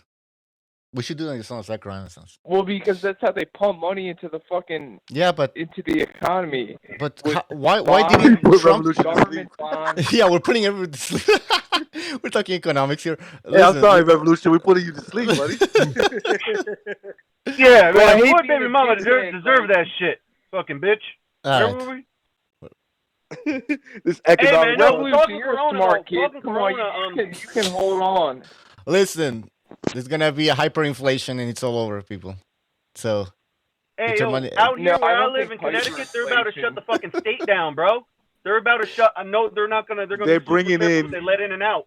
They're bringing in the They National already Guard. brought in the Bucho, National Guard for New York. Yeah, I was Being gonna a say upstate. bad that. president. They're What has about to Trump bring the done? National Guard. Hey, how come Trump's talking Martial about What is negative Trump interest done? rates? How come Trump's talking about negative interest rates? The best economy, the lowest African American employment since slavery. What else? Yeah, but what type of jobs, man? And by the way, if you stop looking for a job, you're no longer in the statistics. What the fuck is that? So Yeah, if but I why dis- does the labor force grow then? how come the debt? How come people have more debt than ever before? How come that people? Why does the labor No, but hold on. participation rate grow? How come people have more debt than ever before? And how come the interest Because rates don't money go is up? worth less. And how come the interest rates don't go up if the economy is so good? How come they Because actually money want is to? worth less, and banks do not know what they're doing. Well, there you have it. They don't want to raise interest rates because they know they can't. I mean, Anyway, it's Trump is box a good guy. show. No, Trump is a good guy. Trump, I think, had a good intentions because before the election, he did talk about the deficit and try to take care of that shit. Now that he's been elected, he doesn't even mention the deficit. He wants Do you more know deficit. what the GDP He wants more deficit. Do you know what our GDP is? Well, you're Canadian. Fuck. What does that mean? He keeps saying that. Hey, listen. Hey, you know what? Canadians Jackson, don't count. Jackson, you know a lot about economics. Hey. Fucking homo you got, Joe. I'm not denying that. I'm not denying that. I like the way homo just flew out of his tongue so fluidly. I He know. just said he got that homo in the fucking. That's, All right. I mean, he's worse than Obama. It's fucking terrible. Because, no, I did a study abroad in Canada. I Okay. went to Toronto and Montreal. You guys are fucked up. Like, you got fucking rainbow, fucking supermarkets, liberal shit everywhere. Fucking terrible, man. Hey, man. Can I ask I Jackson a question real support. fast? Yeah, go ahead. You guys How do you deserve the how do you crown. measure productivity off of GDP? Just curious. What'd you Yeah. say? I'm not sure. Productivity. How do you measure productivity on GDP? How? The average GDP. What do you mean, Rick? Right? No, he's asking you, how do you measure productivity Yeah. to GDP? Yeah. To GDP growth. L-Dog saying GDP is not a measure of GDP is productivity. basically like Of course, I don't the know. maximum sales your economy does, and everything comes down to economics. You go back to like the Roman Empire. Why do you think they did so well? Because they had the best delivery routes. They lived by the water. Yeah, but everything all comes down to civilizations. economics. Because productivity usually, GDP growth usually hurts the Gross company's domestic productivity, product. right? And we've had very it's been very good with Trump because he's cut regulations which kill most business, which Obama was all for, which he was a fuckboy. True. But Oh my God! Enough! Yeah, let's move Obama on. Let's was move a on. Let's move fuckboy. on. Let's end it there. Come on. Let's move on.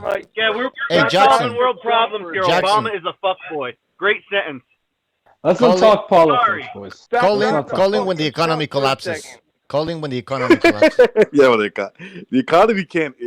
The way it is, the way it's economy's structured not now, going to collapse it's unless hard to Bernie sustain. Sanders gets elected, and then we're fucked. Hey, money Well, devalues. Bernie Sanders is not even going to get past Joe when the Biden. American He's not gonna dollar get takes past a Joe hit, Biden. it's all over people.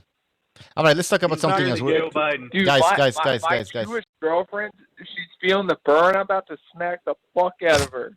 Like, you have to understand economics. Like, god right. damn. Like, I think Vinny Mac wants to talk to us about the economy. 585, you're on the air. 585. Oh my God! I'm gonna hang myself. is this that What's up, Vinny Mac? How you guys doing? This is Shut this. Is this fuck? Quiet. Shh. What's Go up, ahead. Vin? Crack.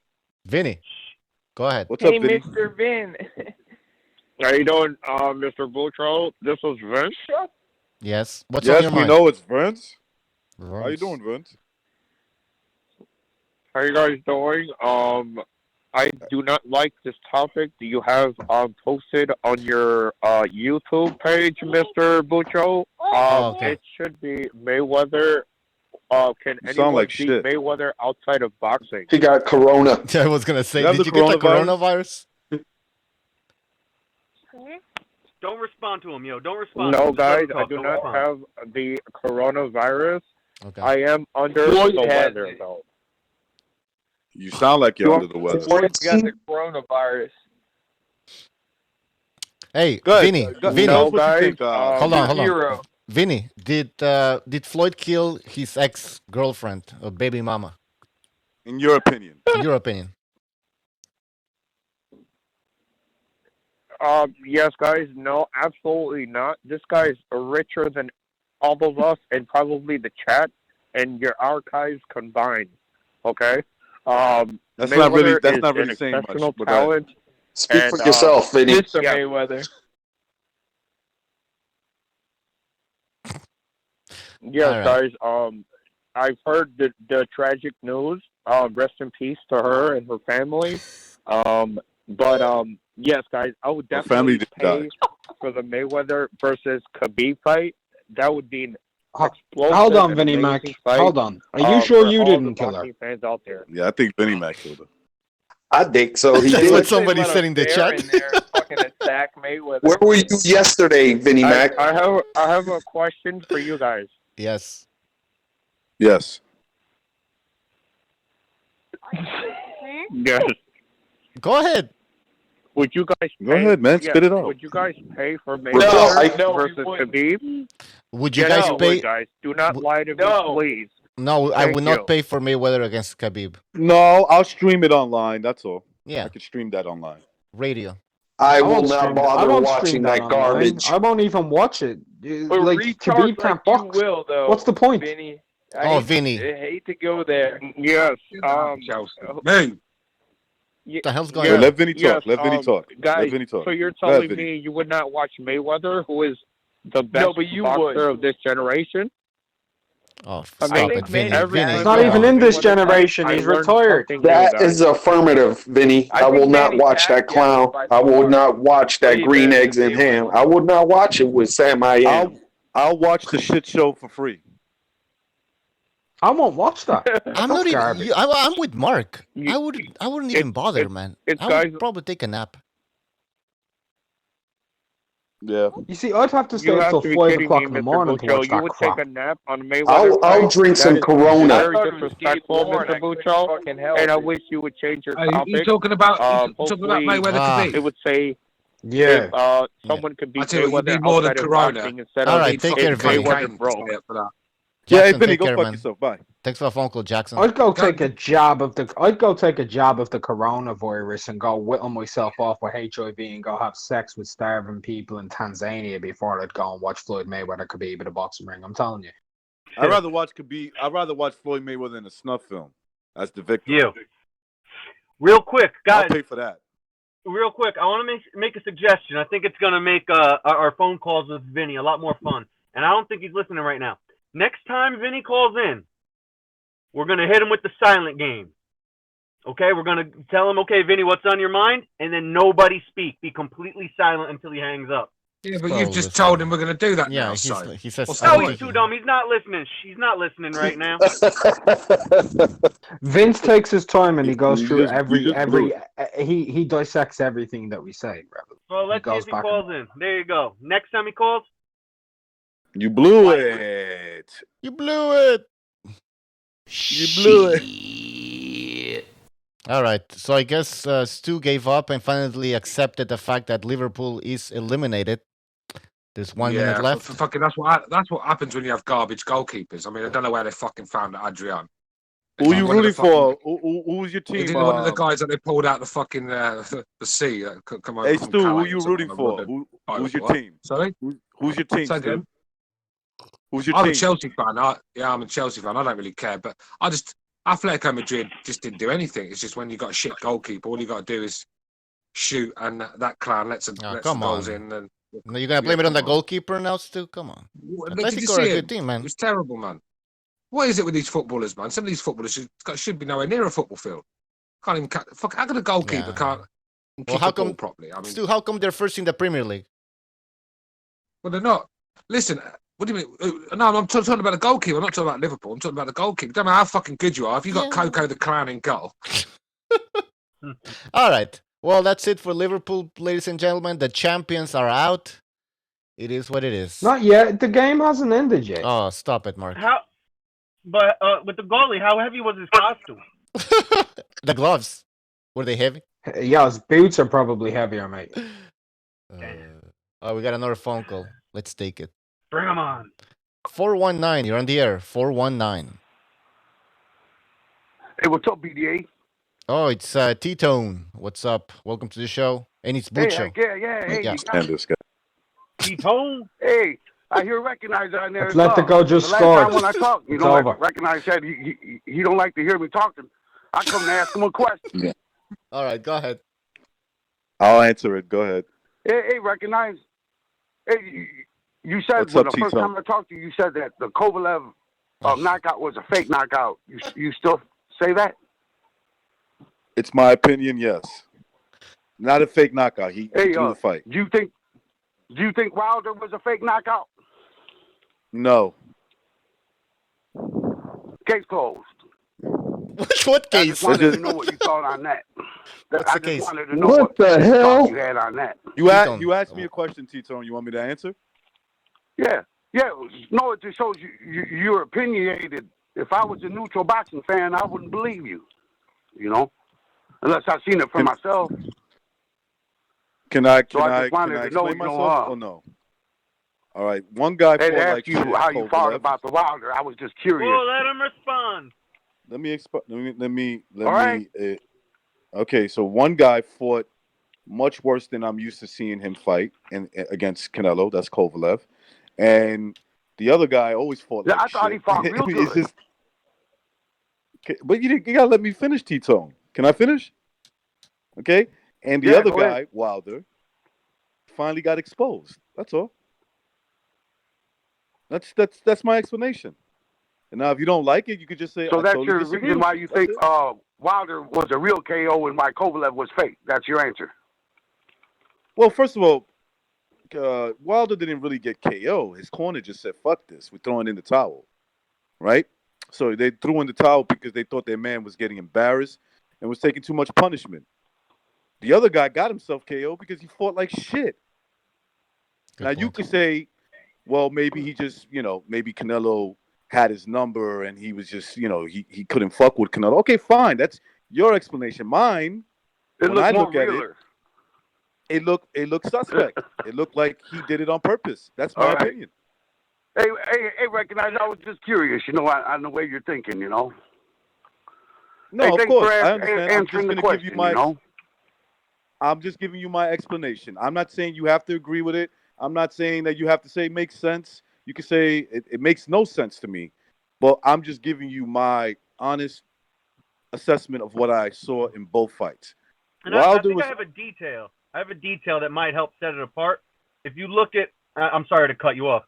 If you look at the Luis Ortiz fight just prior, Deontay was very inactive in that fight. Whereas you look at Kovalev's previous fight to Canelo, he was fighting Anthony Yarde. He was putting a jab to the body. He's being a lot more aggressive. His shots were a lot more meaningful. So the pattern from one fight to the next, there's like a break in continuity. Wilder stayed the same. Yeah, Kovalev, you're not there going was to a throw change. a lot of shots when you're getting hit upside the head. Hey, and T-Tone, just to clarify my opinion, I also leave the door open that Kovalev was just shot. I don't totally just look at it with blinders and say, "Yep, he threw the fight." I'm gonna guess he did, right? I'm not in Kovalev's head. I'm gonna guess he did, but I also understand that you could be shot from one fight to the other. Okay, that because you're a human being, that happens, right? So I'm not closed-minded to the point where I'm totally stuck on, that Kovalev threw the fight. I'm saying, in my opinion, when I look at that fight, it looks like a man who's doing everything wrong purposely. Through the fight. That's just that's how I look at that fight, T-Tone. All right. Hey, thanks. All right. Thank you for Hey, the just phone mix call. it up. You guys are talking about that coronavirus. I just put a little boxing talk in there, Yeah, no problem. All right. Good Thanks, call. man. T-Tone, stay away from Coronas. All right. Stay away All from right, No B-Day. Coronas. No All right, Coronas guys. for you. Yeah, Take bye. Care. All right. Peace out, Tito. Drink some Modelo's. I wish more conversations in life went like that. Hey, I disagree with you. Why do you think the way you do? Me and T-Tone was because cursing of each this. other. Okay. Yeah. And Me and you see T-Tone, eye to eye. the last time we had a conversation, we were cursing each other out. So I mean, it could change. It changes from, like fighting. You can feel fucking great one day, and the next day you go in and you think you're good, and you're like, oh shit, I don't know if I'm ready for this. That could have happened to Kovalev. That could have happened to Kovalev, bro. That could have happened to Wilder. Once they get in the ring, it's totally different. Yep. Looking forward to seeing Kovalev fight a cruiserweight. It's going to be hilarious. Wait, hold on. Oh, he's fighting No. Sullivan Barrera, right? Yeah. Yeah, I think it's taking place at cruiser. Like That's full on what the rumor cruiser? was, anyway. Full on cruiser, like one. Full cruiser? Yeah. 200? 200 pounds, or like 180. a catch weight?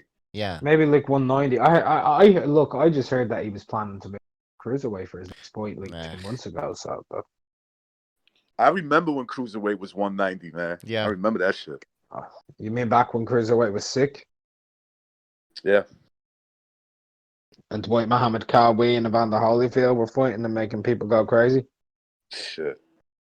They were. So I got a question of you guys who boxed or like anything like that. What's the biggest jump from like division to division? I'm not talking actual number of pounds wise. I mean like physically, like the jump from light heavyweight to cruiserweight. Is it like wow, like a lot to get used to because it's 25 pounds? Yeah. Or maybe you're talking like about 175. The biggest weight jump is anything to heavyweight because depending on who your opponent is, you could be. You look at like David Hay jumped from cruiserweight to heavyweight. He fought Valuev. He was 100 pounds lighter than him in the ring. Yeah. Okay. Valuev was so let's bad. scratch that. Let's scratch that then. How about like from cruiser and under? Is there light heavyweight to cruiser is 5 pounds? Hey, weren't there 25 rumors? pounds. Weren't there rumors that they wanted to have an in-between division? Yeah. 180 I heard that too. something. 180. They wanted it in between, like something like 185. That'd be so. Outside of the jumps to that, though, outside of those jumps, the next biggest is actually middle to super middleweight at 8 pounds. 8 pounds. Because everything else is 7. But I'm not talking like numbers. You know what I mean? I'm talking like if size? say like you're at 118, Well, right? you And are then you talking jump up that- to 120 something. You are talking Then- about numbers, really, because Are you talking percentage, Revolution? You're right, percentage. Okay. All right, that's a better way to all right, yeah, it's still numbers. It's just different percentages of weight. All right. Well, 175 to 200 right? So you're talking about 25 labs. I'm That's gonna say 1/7 of that's 1/7. It's a 7. yeah. So that's maybe the biggest jump. That's like a I would have 18% about, I think. 18, somewhere right around what's 18%. 140 to 147? What's that, guys? A 21. Oh, there you go. What? The 20th, yeah. If you're 20th, so that's a 5%. Yeah, Then it's you a got 5%. You got 160 to 168. It's 8 pounds. 820. So That's also 5%. That's a 20th. 5%. Yeah. So you got it. It's all about percentage. I mean, look, for some guys, it's not a problem. Some guys, it's not an issue at all. Yeah. It's a big leap up to cruiser, man. That's a 25-pound weight increase. Like if you look at it from minimum weight onwards, that's literally gone from the bottom weight division to super featherweight. 105 to 140. Yeah. So that's like Wan Hang TBE jumping up to 130 and getting into the ring with Jamel Herring. Oh shit. I mean, look, if you want to know why Wilder got beat up, really as bad as he did, he basically fought a guy who's a total different weight class too. Yep. He fought a dude who wasn't afraid of him, who brought it to him, put the pressure on him, punched his head in. Of course, that too. Wilder has always been smaller than most of his opponents. I think it's because he's so tall, you never really saw the difference, right? But against Fury, you did see the weight difference because there was also a height difference. Fury fought a guy that was taller than him. Yeah. I'm gonna say this. Taller and longer. We've all seen the conspiracy theories that Fury isn't like 6'9". Like the way he carries himself walking around, he's always hunched. But if you look at certain moments in that fight when he stands straight up at far range and swings at he looks like he's 3 inches bigger than Wilder, man. He's huge. That dude's really fucking big. He's definitely, Mark. To your point, he's most definitely 2 inches taller than Wilder. Whatever Wilder is, whatever he really is, if he's really 6'7" or maybe 6'6", Fury's 2 inches taller, no matter what. No matter how you put it. And Fury's arms are freakishly long, by the way. They're freaky. I seen that dude at one stage in that fight from full extension. Wilder tried to jab. Fury was out of the range, and Fury then threw a lead hook and was able to land it, which was further than Wilder's jab could go. That's crazy. He has an 85-inch arm reach. So allegedly. I'd say it's more like 972. He threw a lead hook past Wilder's jab. Man, and you know what else he did? I think I saw in your film study, Mark, when... It wasn't a film study. It was a slight breakdown. There's a difference.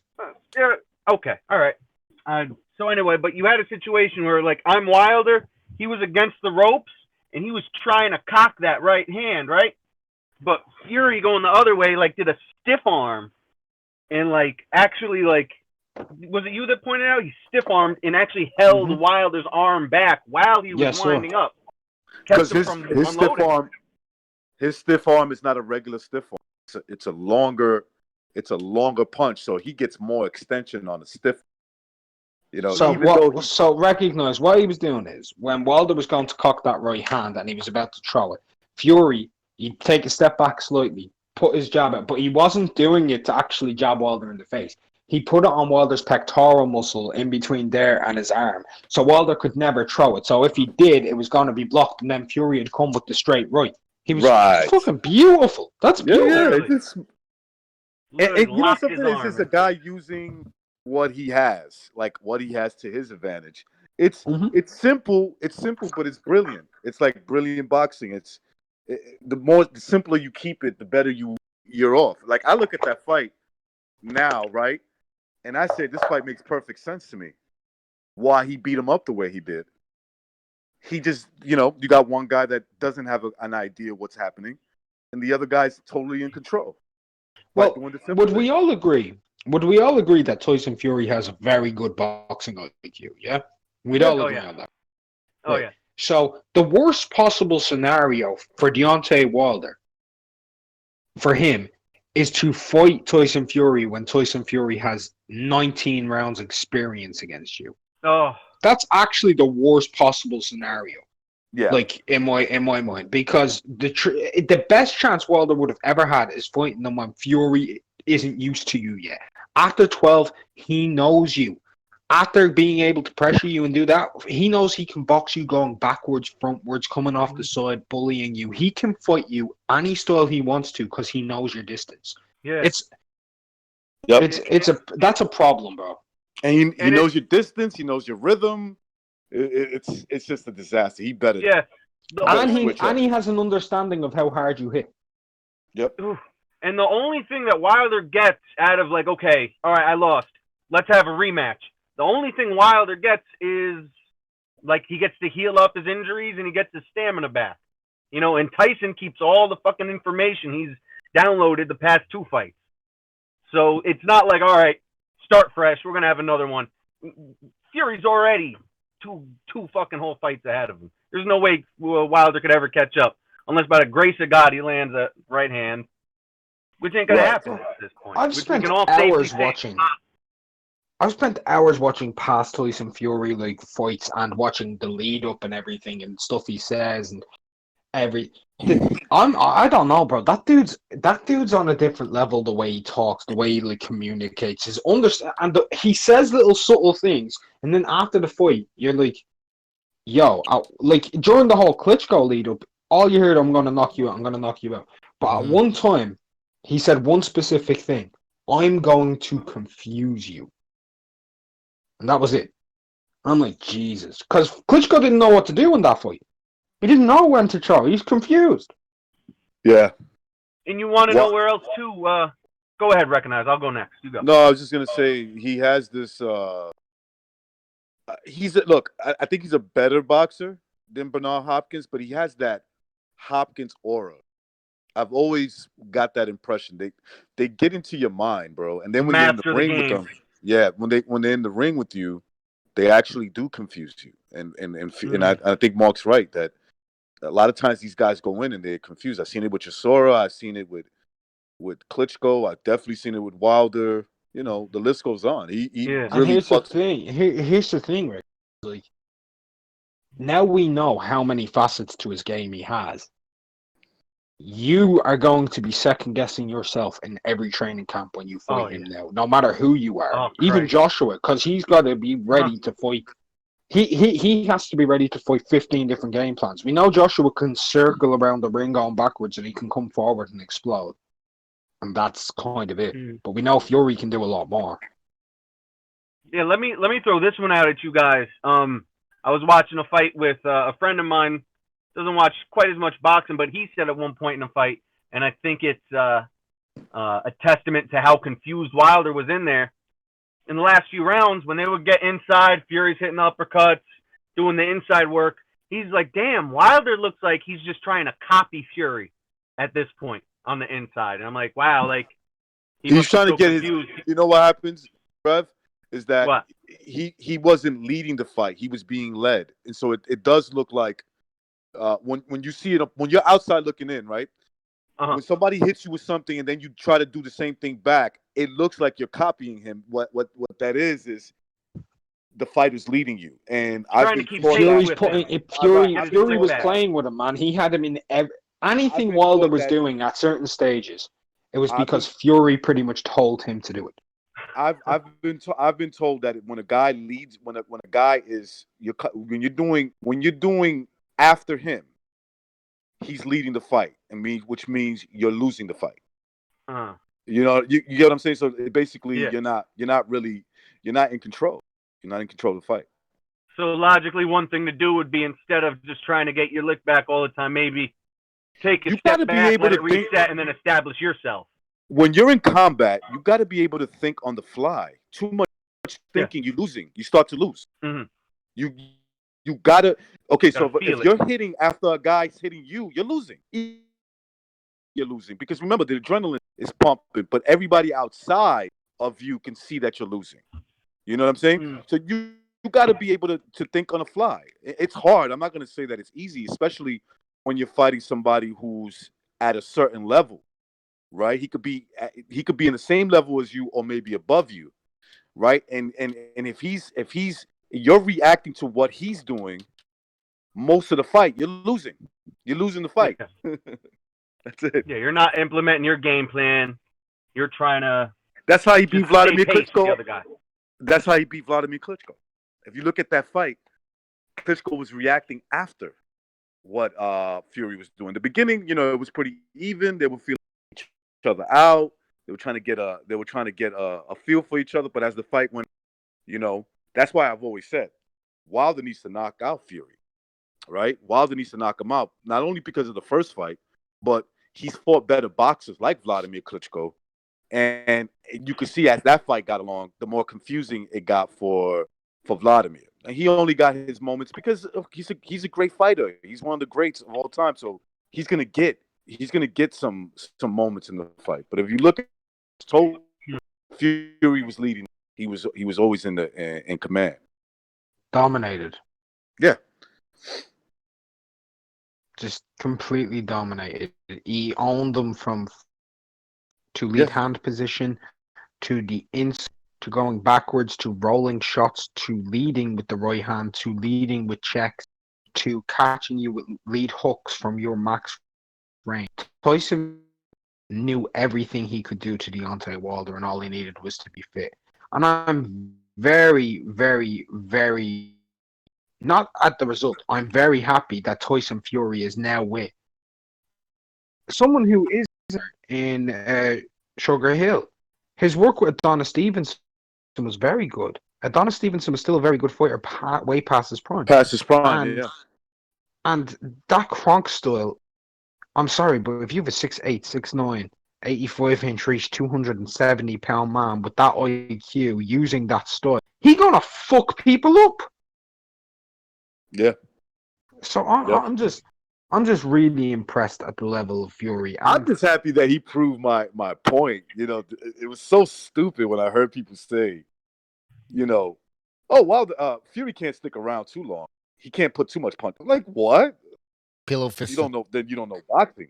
By the way, recognize how close was I to calling the final result? Like I said, Breland would pull him out in the corner, but he actually threw the towel in. Yeah. No, you got it. close. I told you. I said, yo, you pretty much nailed it. I mean, it ended a little earlier than you thought. 2 rounds, yeah. Yeah, but at the end of the day, he did exactly what you said he was gonna do. Other than there was one thing I got wrong. I thought that he would go southpaw and switch in between southpaw and orthodox. Okay, he didn't do that because he didn't have to. He didn't have to. But I have a funny feeling that if he needed it, he could. Of course he would have. Yes, absolutely. This is why I say Wilder's terrible. What if Fury goes into the third fight and fights him completely southpaw and knocks him out? That would just be it. Like on the back foot, front foot orthodox, and front foot fucking southpaw. If he were to do that, that'd be the funniest fucking thing. Beat him every which way but loose. All you have to do is close his eyes at that point. If he did that, Mark, you know what he's basically telling Wilder? Don't ever ask for a fight again, bro. Don't do it. Like I totally own you. Okay, you should have known that. After the second fight, you should have known. But you know what? He's not going to do that because you know why? If it ain't broke, don't fix it. Don't fix it. Yeah. There's other ways to send a message to a guy that you don't belong fighting with me. Right? There's other ways. You could do it from the same style, just do it better. Just this time do it even better. In the chat, Mr. It reminded Alvo. me of a. Go ahead. Mr. Alvo in the chat says Joshua is a better pressure fighter than Wallin. Probably because of natural size. Boxing skills. Naturally, obviously because of size, he's stronger. Look, I've always said Joshua will be a better fight.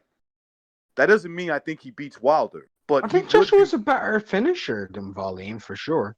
Yeah, I don't know how good Wallin is, but I do know one thing: Wallin is very good at rushing and shifting his stance to get in a pocket. I have never seen Joshua ever rush and shift to get in the pocket. I've seen him punch people back and beat them up on the rope. Wallin did more damage to Tyson Fury. How much than Wilder did in the 19 rounds combined? How efficient was Wallin though? I mean, I know he was in the pocket, but was he really doing that much damage. No, I'm not. I'm Yeah. not saying he's better at inside fighting. I'm saying he's better at getting inside. Yeah, for sure. Joshua He is was not very rushing good in. at getting inside, but Wallin is. Wallin's very good at rushing you in a weird way, kind of like Porter. Yeah. He can rush into that pocket very quickly out of nowhere, and that's a very, very tough skill to learn. Joshua's never done that in his entire career. No, ever once. If people haven't learned that styles makes matches, right? They can make or they can make for a tougher fight. Like you guys are just walking around blinded. It's like, look, Otto Wallin. I don't think anybody would really pick Otto Wallin to beat Deontay Wilder. Wallin, the fight before Wilder, put up more resistance, and then Wilder did in his next fight. Right now, look, I get it. Sometimes preparation is all. It makes a huge difference. But Wilder got beat up because he didn't know how to. He didn't know what to do once the right wasn't working for him. He was on the defense, and then he doesn't have any defense. You know, defense is just not being aware that a punch is coming. Defense actually acquires you to block shots, deflect them, and all that. He couldn't do it. He tried. You can see that he tried, but the lack of fundamentals that he has through a long period. Look, when I say lack of fundamentals, I don't mean that he doesn't know anything. That's obviously not true.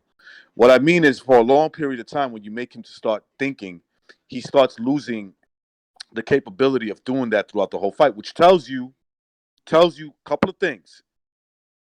Wilder does not study his craft of boxing. You got to study the craft of boxing. I don't care who you are. And second, he doesn't. Basically, second and the first point go together. He doesn't spar. That's how you sharpen your skills. You gotta spar with your opponents that are going to offer resistance, even if you get beat up, because somebody could pinpoint why you got beat up and say, look, you know, you were dropping, you know, let's just say you had your lead left too low, so he was just catching you. You know, he was able to catch you with the jab and then hit you with the overhand, and that's why he was catching you the way. You have to be able to point out something, and to get him accustomed to not do those things, and then that translates in a fight when you're in a boxing fight, no headgear in front of the whole world.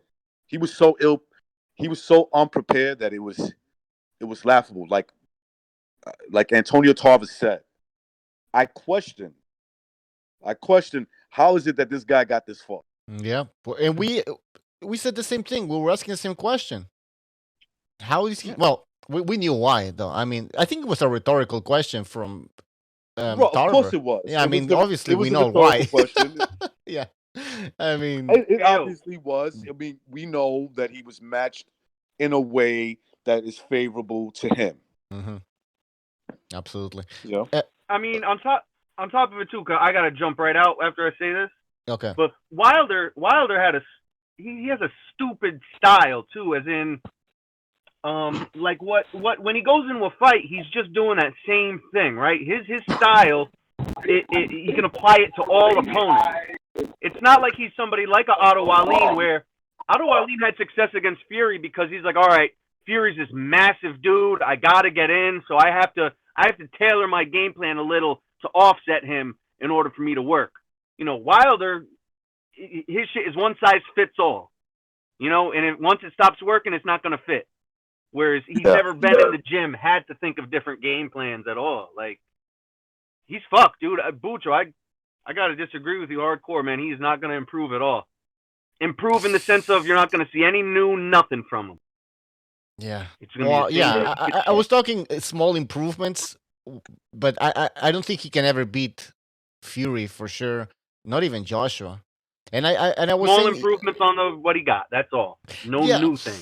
He would look a little bit different. That's what I'm saying. But I get your point. I agree more with what you're saying. Okay, hold on, guys. We have a phone call. 929. You're on the air. 929. What's up, guys? What's up? Virtuoso. Yep. Welcome to the show, man. Hey, man. Yeah, so I just wanted to add on to what you guys were discussing. I mean, when Mayweather in the media, said he wanted to reach out to Wilder to try to fix his style. I mean, I thought it was, to me, it was just kind of self-serving. Like, I just feel like he's trying to extend an olive branch to Wilder's fan base. Yeah. And I just don't think, like, what is it now? We're in March now, so like 4 months from now, he's gonna be able, like, Wilder's gonna implement the shoulder roll defense. He's gonna box on his left foot. I highly doubted that he's gonna do that. Yeah, that's the thing. You can't teach Wilder anything, and what, like you said, what the hell is Wilder going to learn from Floyd? The shoulder roll? Of course not. It's just like you said, to appease to the LDBC, make them happy. Floyd knows he's getting a lot of hate. That's basically it, in my opinion. What do you guys think? Yeah, it's a look. Floyd is critical. Floyd is a pure boxer, and so when Floyd sees this guy, and look, I will admit that Floyd is jealous, right? I'm not a Floyd fan, so being unbiased with him is pretty easy. So anyway, and we all have a little bias if we're honest. So Floyd Mayweather is the type of guy that likes the attention. He sees his little fan base on YouTube riding Wilder, and so in his mind, it's like, dude, you guys don't see what I see. This guy's like fucking terrible boxer. Okay, he has a great punch, but that's it. That's all he has. He's not me. And to an extent, to his point, I don't want to like add to his narcissism. He's right. He's 100% right. You can never compare what Floyd can do, pound for pound wise, I'm talking, than what Deontay Wilder has done. Okay, and what he has shown us, it's not even comparable. Okay, if Floyd Mayweather fought a guy in his weight class that punched as hard as Wilder, pound for pound wise, and fought with that style, oh man, Floyd would destroy a guy like that. I mean, he would just come on, bro. He would destroy a dude like that. I mean, Diego Corrales, who was a plotter, puncher, had better fundamentals than Wilder has. And you saw what he did to him. Okay? Can you imagine what he does to a guy? Wilder was getting away with this shit. Virtuoso, we're going to move on because... I just wanted to say that I kind of compare Wilder to, like, Ricardo Mayorga. That's a good... Even Mayorga had more boxing skills. Even Mayorga had more boxing skills. But you're right. That's a good comparison. Hey, Virtuoso, we're going to move on because Virtuoso, there's like a cracking sound. I don't know why your connection. There's something weird. So there's a lot of like cracking sounds. But we're going to move on, man. Thanks for the phone call. No problem. Yeah, there's like a weird sound. Like... Let me just get in here because I'm dealing with these fucking muppets like Lisa trying to tell me that Tyson Fury said he'd never fight in the UK. Because of the racists in the UK. Gab, who are you, the fucking white knight in shining armour for minorities or something? Come on. Typical do-gooder woman, man. Never said that once. And like I said, didn't complain when all the fucking racist Brits were spending thousands to go and support him in Vegas, was he? Look, the reason he fucking is not fighting you England again is because he's got a contract with Top Rank and then he's calling it a day afterwards. Don't come here with your racist. Say it again, I'm timing your ass out. Fucking sick of people bringing up the race card. When has anyone ever... The only people that are racist to Tyson Fury was the fucking media and the fucking homos that got upset when he said something about him. We've always backed Tyson Fury. I hate people when they fucking... Ooh, racist. Like I said, it's always a white chick, isn't it? That's the white knight in shining armour. Back in the kid. What she's accusing Fury of being racist? Is that what's Jason Bourne says, Stu, leave Lisa alone. There you have it, Stu. Jason Bourne, you're white knighting. Jesus. I'm disappointed, man. I'm disappointed in the chat sometimes. Yeah. As soon as they see a girl, someone with a girl's name, they automatically assume girl. It's probably a guy. Let me white knight. Let me white knight for her. Listen, though, the thing is with me, mate, tranny. There's no just because she's a female. If you're gonna chat shit, I'll say the same stuff to you as well as a man that comes on here and chats shit. Equality. I'm not having that. Equality. Yeah, which I'm not having that. You know, at the end of the day, how can you be racist against your own fucking colour anyway? You got to find a different word. How can white people be racist against white people? That don't work, man. Maybe they might be bigoted or prejudiced, but not racist. So you don't even know what words to use. You just find a soundbite that you've been brainwashed to fucking shout, and you come out of it. Let me guess, Scottish National Party voter. Oozes from you. My God, these people in the chat. Answer yes or no, Lisa. Lisa, SMP. Answer that yes or no, because I know you are. Because they like to use the victim card. They've mastered the art of it. Yeah, I hate victims, man. I hate the professional victims. You know, they always try to invoke their little opinion. It's like, I don't care. I don't care about your opinion. I Okay, already so know it. what are we talking about? Because the chat's getting out of control. I gotta watch the chat. And Lisa says she's not from Scotland. So there you have it. Who's not from Scotland? Lisa. Oh, Lisa's not from Scotland? Oh, she's Irish then, because she was talking about Celtic Rangers. So I assumed she was Scottish. Yeah, Irish. Why don't you get your own football team to support? Why are you supporting someone else's unit? Oh, here we go. Get your own fucking football team to support. Here we go. Hogging onto other nations' teams because you've got Shamrock fucking Rovers. Do it! Come on! Hit the like button, people. Please help us out. Yeah, hit the like button. It's gonna help us out, man. Help. Do it. Don't hate. Do it! All right. Exactly. And also the phone lines are open if you wanna call in. Basically, open topic, open show. We can talk about whatever you guys want. I think I have the coronavirus, man. I keep sneezing. I think my neighbor has it, man. Fuck, I'm gonna. I don't trust nobody anymore. I see people coming next to me. I'm like, get away. Yo, don't come next to me. You're coughing and sneezing and fuck that shit, man. I'm locking myself inside, man. Lisa will be on here next telling us fucking white men are the reason Deontay got fucking robbed or something. Oh, get out of here. She'll say that we created the white men created the coronavirus. It was the white man, the evil white man. Can't we all get along? The white man made Tyson Fury go in depression and put coke up his nose. It was the white man's fault for that, weren't it? Yeah. Action Jackson wants to still talk economics. Fuck that shit, man. You can't get over it, right? You just can't get over it. Hyperinflation. I'm joking. Actually, I'm not even joking. But in a few Trump's economics are much better than Obama. Well, that's true, though. I agree with Jackson on that. No, it's true. It is true. I mean, Obama is a fucking joke. All right. Antonio Rubio says that was the white horse. What's he talking about? Well, what did he say? I don't know. White horse. What is a white horse? Anyways. Also, you can support us with that super chat, people. That really helps the show. Oh, and by the way, Patreon. We're gonna plan something for Patreon. So I know we've had some Patreon donors for a long time. You guys know who you are. Your name's on the screen. You guys are the best. But we want to improve the Patreon content because there's really no content. So we're gonna create special content for you guys. Stay tuned. Yeah, stay tuned. Yeah. I wasn't there yesterday for the second Renaissance. I heard it was a interesting topic. It was fun. Yeah. It was me, Stu. Jimmy was there, I think. Jimmy was there. BDA, of course. Yeah.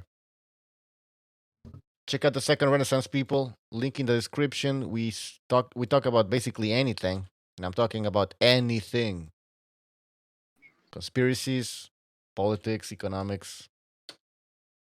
Oops, I'm putting the fucking StreamYard link. All right. Any boxing topics? Teofimo Lopez against Teofimo Lopez. Oh, okay. Wait, hold on. There's Ramirez against Postol. That's taking place in May. That's a good fight. And who else is fighting? Well, there's the rumors of Teofimo against Lomachenko. That's a great fight. I still pick Lomachenko, but I don't know. People are jumping off the Lomachenko boat. It seems now.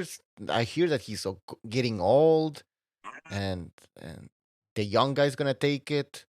The power is there. So, what do you guys think? Are people downplaying Lomachenko at this point? Are people betraying the great Lomachenko? What are people gonna say in the chat? Neil Palmer says Canelo versus Billy Joe. Yeah, we can also talk about that.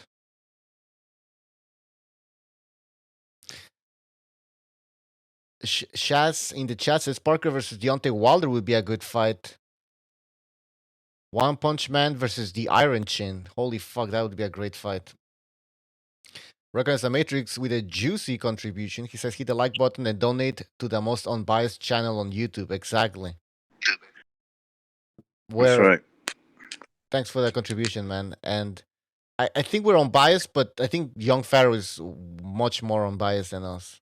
Oh Jesus, that guy is like, I mean, he's a child of God, ain't he? And then when you keep saying that this guy has like some certain tendencies, it's just fucking true, man. I mean, come on. Listen, this kid was definitely, raised feminine, and it shows. I seen him in Harlem a while ago. What do you think? What's your opinion on Floyd's killing his baby mom? Well, yeah, apparently was she going to sue him or something for $20 million? I mean, that's what they're saying. That's in the conspiracy. Process. Yeah. Adrian Broner did it. Adrian Broner probably took a fucking couple of grand to do it, not him. I bet it was Broner. Could have been. No, I'm joking. People are going to take my word for that. Oh, did you Stu said it was Broner? Oh, no, you already did it. You already did it, Stu. He talks too much, Stu. He's so much of a loudmouth. I would never hire him to do anything like that. Not that I would. Yeah. Hey, but guys, like I told the caller, listen, Floyd is a guy that doesn't take a lot of chances. He plays it safe, not only in the ring, but in real life. And so... Yeah, I don't think he would do something like that, No. I just don't... I'm not... Look, I won't rule it out completely. I mean, we don't know him. We don't know him. We don't know what he's capable of doing. Yeah, but for $20 million, like he could, like, worst case scenario, just fight Pacquiao again or something. Right, and get the money back. I don't think he would do it, man. This is crazy. Nah. I mean, it's gotta hurt him. Floyd's been in jail. Hey, we all remember what happened last time Floyd went in jail. He nearly had a fucking nervous breakdown. So that was 3 months. So can you imagine him like doing life? I just don't think that. The likelihood is, mate, she's probably depressed. Drugs. It could have been a drug overdose or something like that, or she's took some pills, overdosed on some sort of pills or something. That'd be my guess. I just don't see Floyd going in there like the fucking guy from the milk tray advert with his balaclava on, strangling her in the sleep. It's just not. Yeah, she's in the back seat and starts strangling her. Carlos Mendoza says Mayweather hired John Wick to whack her. Yeah. Yeah. She was a cutie too. I don't know what she looked like when she was, as she got older. She was a pretty girl. Let's look it up. Let's look it up. She was fairly attractive. What I mean, you know what I mean? Like I could see why guys would like her. And she was probably doing drugs, man. She was probably hooking up with dudes that could provide her some drugs, and that's easy for a girl like her. And then she was living in California. I mean, we know what's going on over there. What's always been going on over there. Mm-hmm. So much drugs pushed through there. It's not a problem. There's not a lot of pictures. I think there's one picture with them two together when they were like, it's obviously when Floyd was younger, right? Because he actually has hair, and in that picture, he hasn't had hair, I don't know, since like his 30s, maybe. Did he lose his hair? It's one of those. It's one of them things. Yeah, you see, she's a cute girl. That's her, right? Yeah. Yeah, she's hot. Yeah. I would definitely kick it to her. I typed it in on YouTube, and it shows a picture of her. She's 40 now. She's getting kind of fat. Yeah, you see when they get older. Yeah. But that's not an excuse. I mean, when you're 40, it's not like you're, older. No, but you know how Yeah, these girls are, yeah, right? Like the they lifestyle. start letting themselves go. Yeah, You excuses. you could have known her, Bucho, when she was 21. Go see her at 30. I've Yeah. had No, that, man. absolutely. They don't I've change had their girls that I hooked diet. up with when they were like 20, 21, Hmm. and I see them, 7 or 8 years later. I'm like, what the fuck Yeah, because you happened to start you? to. Yeah, you need to slow down. You're getting older. Understand that. So cut back on Yeah. whatever you're eating. But these people are still living on the same fucking speed. And the same eating the same shit, drinking a lot, and that just makes you fucking fat, man. Yeah. Yeah. Yeah, if you stay up a lot, you what we call it when you don't sleep well, you stay up. It starts catching up to you. Yeah, That's absolutely. right. Look at all these Hollywood actors. They look like shit because all they did was fucking party, man. They partied, did a lot of drugs. They ate a lot of bad food. Yeah. They fucked, everybody at the party. Yeah. Yeah, I mean, listen, it's a look, I'm not gonna be a hypocrite, man. I think we've all done shit like that where we socialize and drank and ate bad and try to hook up with the girls that were coming to the parties, right? And sometimes we were successful. Sometimes we weren't. But it's like when you hit a certain age, man, you gotta start thinking to yourself, you're not that same person anymore. You can't do it. Some people ignore the signs, like, oh, I feel like shit today, but fuck it, I'm gonna do it anyway. Yeah, especially in that atmosphere, and if you got a little bit of dough, that's like a crutch, It enables you. Absolutely, man. Absolutely. Absolutely. Absolutely. That's a Richard Schaefer impression. Mhm. Somebody's asking, is the baby mama that died, was she the mother of all of Floyd's children? No, 3 of them. Yeah. I think Floyd had. 3 of 'em. I think Floyd has 5 or 4. 4. Somebody said 4. Okay. Yeah, so he had 4 kids. I think he just recently had, for a long time of his life, right? He had 4 kids. So I believe what Is happened. that Lloyd's mum?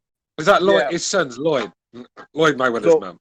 So Floyd had three kids with one chick, and then while he was having kids with her, he gets another girl pregnant, and she had his kid too. Yeah. And he's cool with that one. She was like working for TNT and the whole nine. Yeah, she has a business, I think. I saw it in one of those Yeah, 24/7s. yeah, and that was, if you really look at the timeline, right? You would know that Floyd was having a relationship with her while he was with the baby mom that had 3 kids. Oh my god. Yeah, I mean, listen, that's not for a guy like him. Yeah, of course. That's that's normal. But now, is Floyd even dating? I mean, I know this is like fucking Entertainment Tonight or something, but it's kind of weird, like where he lives and. But think about how much these women. Okay, think about how much. And they're not access even to that girls he's attractive. I'm had. sorry, they're not even that attractive. These women he hangs out with, I don't know if he's fucking them or they're just friends, but I mean, he could do much fucking better with all the money he has. I would assume.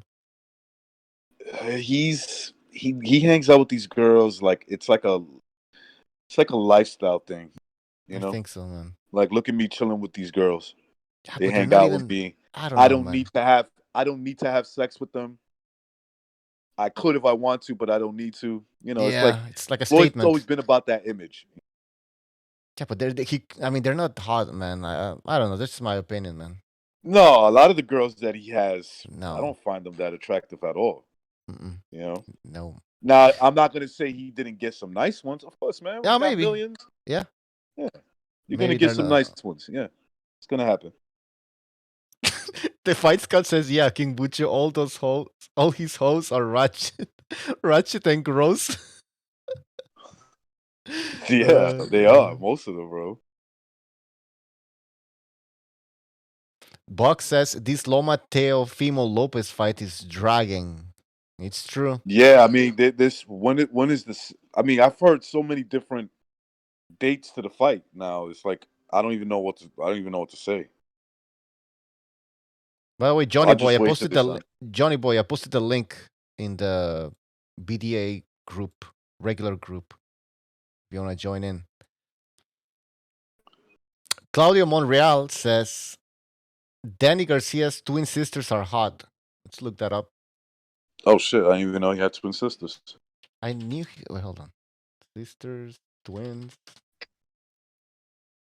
They look a bit I young. mean, if you ever seen Danny Garcia's mom, she's actually a good looking woman. How did he end up with that fucking guy then? Cocaine. You'd be surprised what being young and dumb. I've seen a lot of cute chicks, man. He was a dealer. Hook up with some ugly motherfuckers, boy. Nah, they look young as fuck, and this guy's those a pedophile. Those are them? Oh, that's them? Yeah. Whoever said that is a pedophile. They look typical. Like, they're not ugly, but it's just... You know, yeah. They're regular Latinas with a little bit of money. I'm Latina, and I'm hot. Shut up, bitch. Suck my dick. They are 18, says Bay Area. Well, whatever. I'm 17, says Claudio. Okay, then you're not a pedophile. I'm 17. He's actually going on after the older chick. Hey, if you're 17 and you're pulling 18-year-old girls, no, that's like bow down. Yeah. Thumbs up to you. You're doing something right. That's right. What's up with your homie Frank Sanchez, the boxer? He's 27, going on 57, right? That motherfucker. Another Luis Ortiz Jr. Fuck. Gonzalo, you know that man's old, right? You know he's more like 47. Fucking 27, my ass. They're getting worse. I mean, there was guys like Erislandy Lara. Okay, even if they're older than what they say, they have this youthful look. Frankie Sanchez, there's nothing young looking about that man. He looks old. Wait, is that him? He tells that's Ortiz, oh my god, man. Move the fuck over because I'm coming through. Look at this picture. Look at this. That face, man. Yo, get out of here, man. How old is he? 27. No fucking way, man. I would be embarrassed. I'm 34 and I look better than this guy, man. Yeah. Holy nah. Bucho, I'm gonna be 47. I look younger than this guy. Get out of here, man. Get the fuck out of here. No way, man. No. Okay. So what's the deal here? Where's he from? Cuba? Cuba. Oh, there you have it. Juanito. Cuban guy, son. My ass. 27. Hey, that's fucking Emil Griffith made a comeback or something. It's got to be fucking 80, that guy. Hey, this is a 27-year-old. 27. How old is he? 27. Do you know what that is, mate? That's what steroids do to you. Nah, you think so? Age you, mate. There better be an explanation. Steroids, that's what it does. Age you, mate. Look, Mike Tyson, I was watching a thing about Mike Tyson the other day when he said they showed you a picture of Mike Tyson. He had fucking muscles coming out of muscles. I mean... Yeah, but he didn't look like that. Old like that? Listen, if you let me finish, right? And Mike was saying that he hates looking at himself when he sees that because he was celebrating up, but his fucking muscles. Oh, mate, he looked huge. He looked roided up to the max. And I reckon that's why Mike don't like looking at himself because he knows deep down that he was taking a lot of steroids. And look, this is why Tyson went off the rails. It weren't because Gus D'Amato died. It's because the roid rages just took his toll on him. Up. That's what. Why do you think he was always fucking perving over women? That's testosterone. That's from steroids, man. And they were feeding him this. Gus D'Amato was feeding this kid steroids from the age of 15 years old. I don't care what anyone says. Yeah, that's true, man. He was, man. Yo, that maybe, is a fact. Look, just connect the dots. I know he's your hero. Some of you guys are going to hate hearing this. I know he's your hero, but they've all done it, mate. So you can't just. I don't feel bad. No, look, Mike did what he had to do. He could have been on the end of a fucking ass whooping if he'd have been clean back then. There was all on it. So I don't blame Mike for doing it, but that's why Mike went off the rails. That's why he ended up in fucking prison and for rape charges and the way he was with women. And this is what I said. This is all the habits of a man that's abused steroids. Yeah. I don't knock them for it. They were all doing it.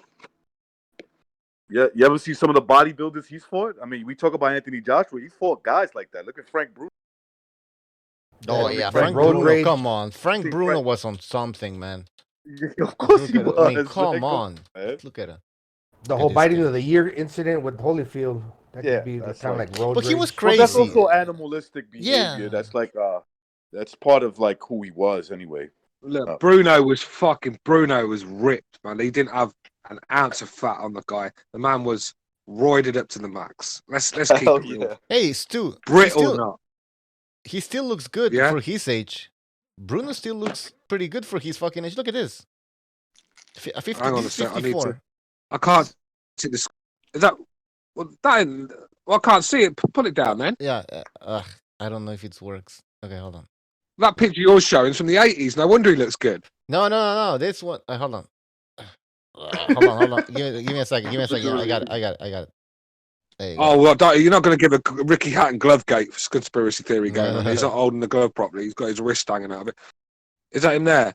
Yeah, he still looks good, doesn't he? 54. These new brand of steroids are doing the job, aren't they? No, for sure that's steroids. I mean, look at that shit. Of course Still. it's steroids. The guy's 60 years old.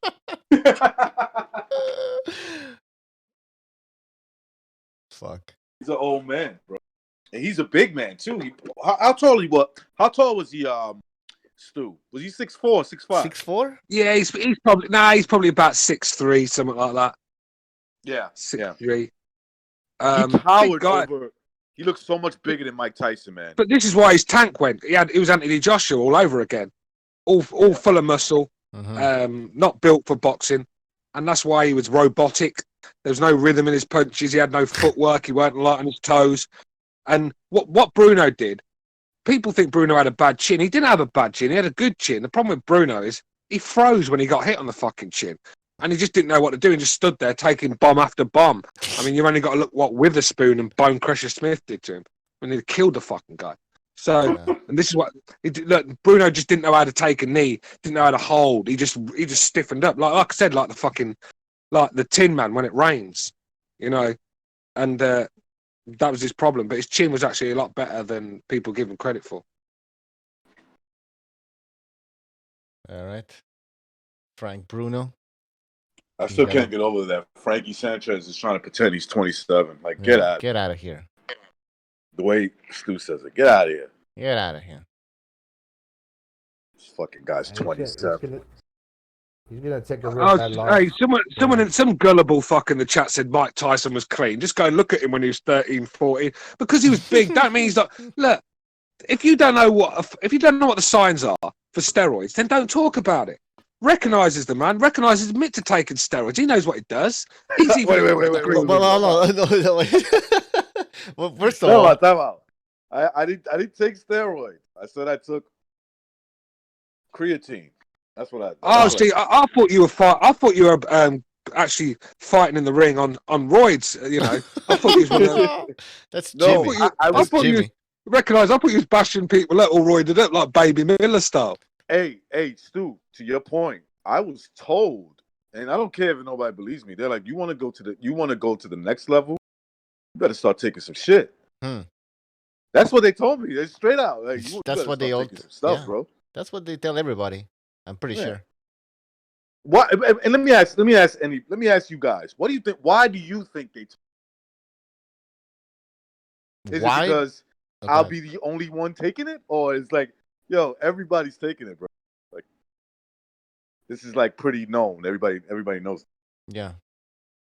Well, exactly. I was Everybody's always taking it. really impressed with Holyfield's resilience to recover from getting hurt. Yeah. Small heavyweight, man, he was a beast. But look at he was small, but his neck, he was a freak, man. To be honest, in terms of his Physical, it's physiology, physical. Yeah, Build. exactly. Vander Holyfield was in his prime. Oh, 6'2", 6'3", 220. All right, 215, 220. That was his prime build. Yep. I'm gonna post some pictures from Holyfield. Here we have it. Now, was this guy on something or what? Look at this picture. Look at this picture. Dude, that's an amazing build. Look at the traps. That's a sign, I think, from what I heard, that you are on something. That those traps, man, those are hard to get, man. Like that? Jesus. Yeah. Nah, man. Get out of here. I mean, you could do it, but my point is that the guy's like obviously taking some shit.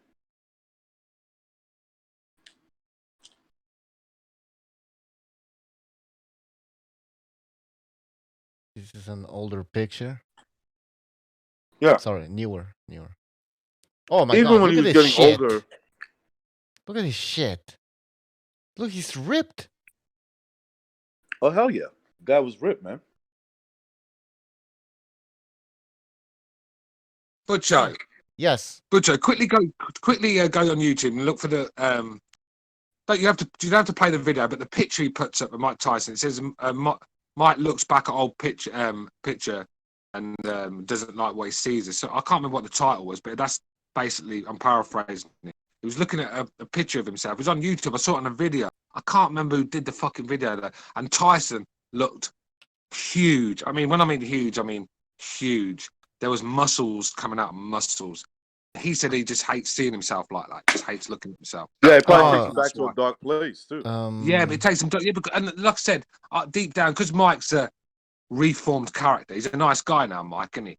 I've got a lot of time for Mike, man. Reformed. I think he regrets taking steroids and beating people up, bashing it up. I just truly believe that, and that's probably why he hates looking at himself. Because when you look at this guy looks a fucking animal. I'm gonna have a look if I can find it on my. I think I got it, Stu. Is this the video, the Joe Rogan one? Yeah, look at the Joe Rogan there. That's it. Go and look at zoom in on the picture of Tyson in that. Okay. The one in the corner. Look, that one there. Yeah. Look how big he was, man. Zoom in on him and you tell me that's not fucking steroids. Of course it is, man. Come on. I think he regrets just going crazy because he's embarrassed. This is the 90s. That picture is in the 90s. Okay? Yeah. Where steroids was like, just everybody was doing it, you know? I think, listen, Rocky opened the world up really with Rocky 4 of what was going on in boxing, because before that, no one really understood that shit. It was only when you saw Drago fucking injecting all sorts of stuff with all this, then sort of like, opened it up to us all. And then even then, we still turned a blind eye. It's only when we look back now and we've got all the internet. I mean, just look at Rocky. Look at Sylvester Stallone in that movie. Stallone was on serious steroids in Rocky 3 and 4. The shape he was in. And let me tell you something now. That body, that I know I'm sounding like a fucking fag here talking about Drago's body, but that was the perfect physique. No, that physique that Drago had in Rocky 4 was the perfect physique on a man. Fucking, he looked great in that. But steroids again. You know, I wake up and I look like that, Stu. I literally do. I just wake up and recognize, don't lie. You wake up and you look like Uncle Paulie. I tell you right now, I wake up and I'm like, it's like a man coming out of a coma. Like literally, I'm like, my Hey, I tell you what, mate. After listening to these fucking LDBC clowns, I wake up like fucking Mickey. I do, man. I look like fucking Mickey now. These guys are killing me, man. Yeah. Taking the soul from me. We've lost like a few years from our lives just listening to these guys. I get a good laugh. I don't know about you guys, but yeah. Yeah, they're so heartbroken over this fight, man. Fight Scout. Do you know what Fight Scout? He says something with so much conviction, doesn't he? That he has the answers. Mike Tyson rang Fight Scout up and just told him, look, I was dirty in the 90s, but clean in the 80s. Fight Scout, what planet are you fucking living on?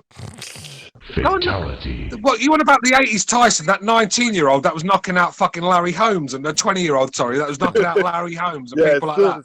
20-year-old lad. Yeah, that guy weren't on steroids, but the guy that was getting beat by fucking Holyfield, he was on roids. You know, the one that got bashed around the ring by Oliver, he was on roids, but the one that knocked out Larry Holmes wasn't. Come on, man. What fucking planet?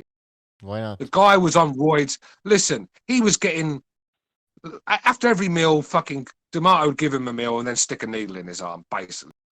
Three needles a day he was getting because he looked like fucking Bruce Banner the time fucking the black Bruce Banner the time Gus D'Amato had finished with him. Come on, man. Dude, Mike Tyson used to walk down the aisle like a man who you could tell was doing steroids. He had this evil grin in his face, and it wasn't for the cameras. That's who he was. Like that whatever he was taking was just adding to his anger. Because of course Tyson had anger already. I mean, you grow up the way he grew up.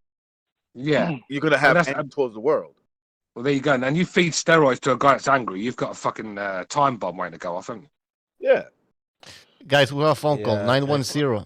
You're on the air. 910. He's still got to be able to fight. Hang on a second, quickly, just 1 second though. He's still got to be able to fight though. Like I said, steroids will not make you a world class fighter. They won't. No. You've still got to be a fucking world class fighter to be at the top.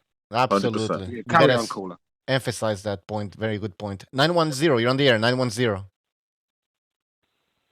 Stu's right. Steroids won't make you a world-class fighter. He's absolutely right. It'll give you world-class endurance maybe, but it won't make you a world-class fighter. I mean, look at Chocolatito when he just fucked up that larger guy. What was his name? I forget his name already. Yafai or something. Kayafai. Whatever the fuck his name is. Yeah, something like that. But anyway, I got sidetracked there. But that last comment by Stu threw me off. Kayafai, yeah. Yeah. But we were just talking about the steroids and everything, man, and it brought me up. And people ask me, they're like, "Oh, what's your favorite heavyweight to watch?" And it's like Evander Holyfield. And then it's like the steroid thing always comes in when I say Evander Holyfield. And I ain't gonna lie, I'm a huge fan of him and everything like that. But let's be real. I mean, Evander Holyfield, dude, there was government investigations and I mean, he had testosterone, Sison, which is like HG. It's like a Chinese HGH.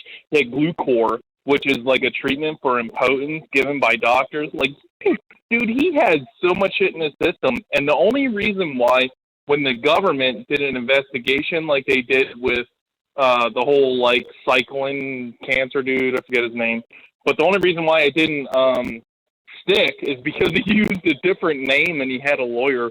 And I love me some Evander Holyfield, and he always brought it. And I give him a pass because he was so much smaller than the other heavyweights, like going against Bo and everything. But like the dude was like, man, that dude was on roids. He was on roids. Of course he was, but he was among his peers. They were doing it too. Look at the guys he fought. Look how big they were. It's like, look, the only problem. Recognize the 90s. The 80s and the 90s were like the, what do they call that? Like the OK Corral, like the Wild West of steroids, dude. It was crazy. Hell yeah. The reason you don't see it as rampant today is because there's testing. That you're gonna get in trouble. Everybody's gonna find out because of social media. But there was a reason why people were in love with the 90s. Those guys were on roids in the 80s. Come on, man. Black Lomachenko in the chat says he looked like Ronnie Coleman. Tyson, that is. Yeah. He did, man. That's what I'm saying. That guy, man. Like I said, if that's not a steroid use, I've never seen one. I don't think I've ever seen a steroid use if that's not one. And like I said, you've only got to look at his behaviour. This is the thing with Tyson, because he was a bit of a late maturer when it came mentally, not physically. Then when you put this is an angry kid that probably had a bit of learning difficulties at the time, and then you fucking pump him with steroids and get him to punch a fucking punching bag, get that testosterone in him young. You got a time bomb on your hands, and this is what I'm saying. If you connect the dots with Mike Tyson, it all adds up at the end of the day. I mean, how any man could say he's clean, you just haven't got a clue about boxing, or a clue about the history of boxing, or a clue about steroids. You just can't have. Look at this motherfucker. He used to walk the streets with his shirt off. Look at that shit. Look, I'm not taking it because it was all on it. Because it was all on it. I turn a blind eye to it, sort of thing.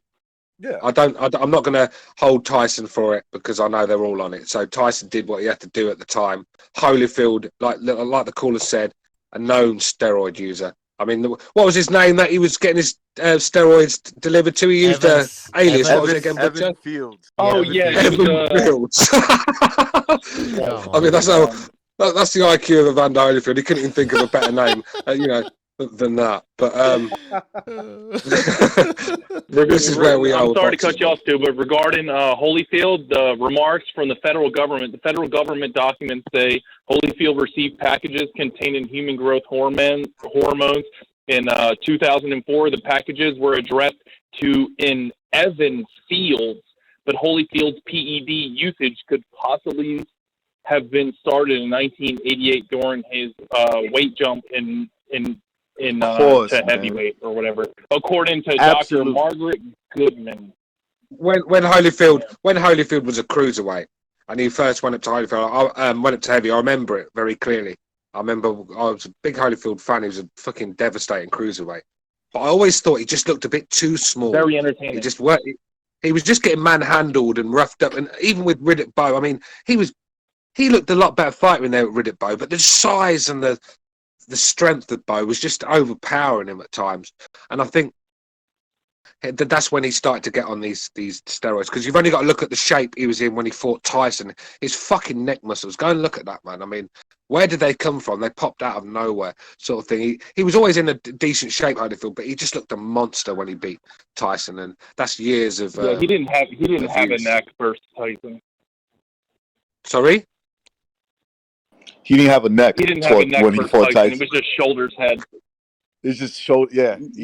Like I said, the neck weren't there then. That's basically that was it. The neck weren't there. It was just the shoulders and the fucking head. I know. I was making a joke too.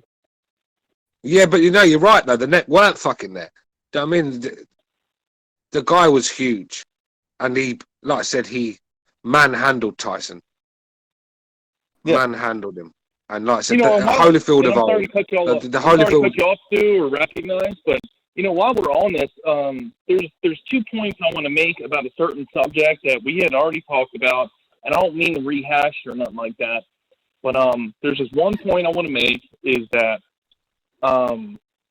Dillian White seems to have completely been forgiven for, he tested positive, right? The A&B sample, was taken from the same cup of piss. It's just split, right? And they test both samples, right? So first off, you don't have a hearing about a negative sample. You have a hearing about we found something, right? So the UCAD, a day or two before the fight, and there's a lot of money. Everybody bought their tickets. Everybody did everything, right? There's a lot of money invested. Eddie has sway.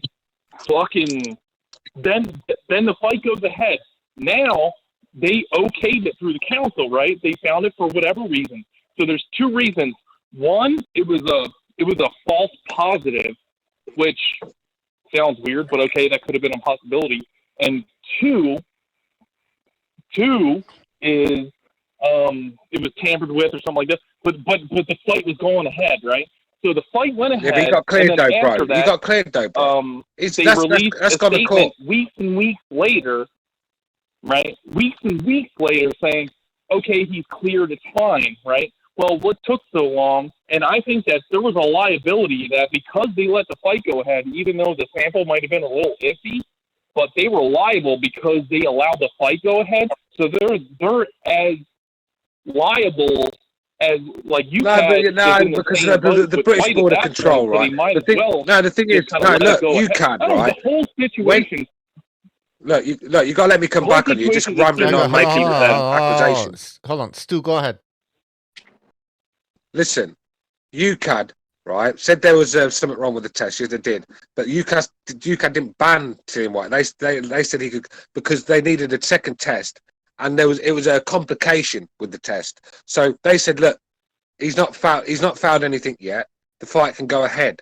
So there's no liabilities. It's the British board that made that decision. They call the shots. Just like the Boston board, the Massachusetts board, whatever it's called, decided not to let Billy Joe Saunders fight Andrade when the same thing happened. But UCAD, they don't release the details, so it gets everyone start speculated that Dillion's done this, Dillion's done that. But when it's all came out, gone to court, the guy's found innocent. So let's move on. Why are we talking about this? At the end of the day, if Canelo Alvarez can get found guilty, then I'm sure Dillian White's not a fucking big name that can control boxing and get these people to turn a blind eye to failed tests. He passed. UCAD has there's a few problems with UCAD and VADA. They've got different rules and they need to sort of like sit down and talk to each other and fucking work something out, because it's getting ridiculous where VADA are passing people, because VADA passed Dillian White. And so he took a VADA and he passed that. The only reason why I bring it up, Stu, and I'm sorry, I didn't know you were still talking. No, go ahead, brother. Go ahead. Sure, go ahead. No, the only reason why I bring it up is, well, let me say this first. I actually like Dillian White. I think he's a fucking character, and I think that he genuinely doesn't really give a shit who he fights, which is something that's kind of rare anymore. But the biggest thing that made me like kind of scratch my head and be like, this is different, is that there was a long period of time, because after the fight, right, because the hearing was like a day or two, I think, before the fight, which is really close to the fight.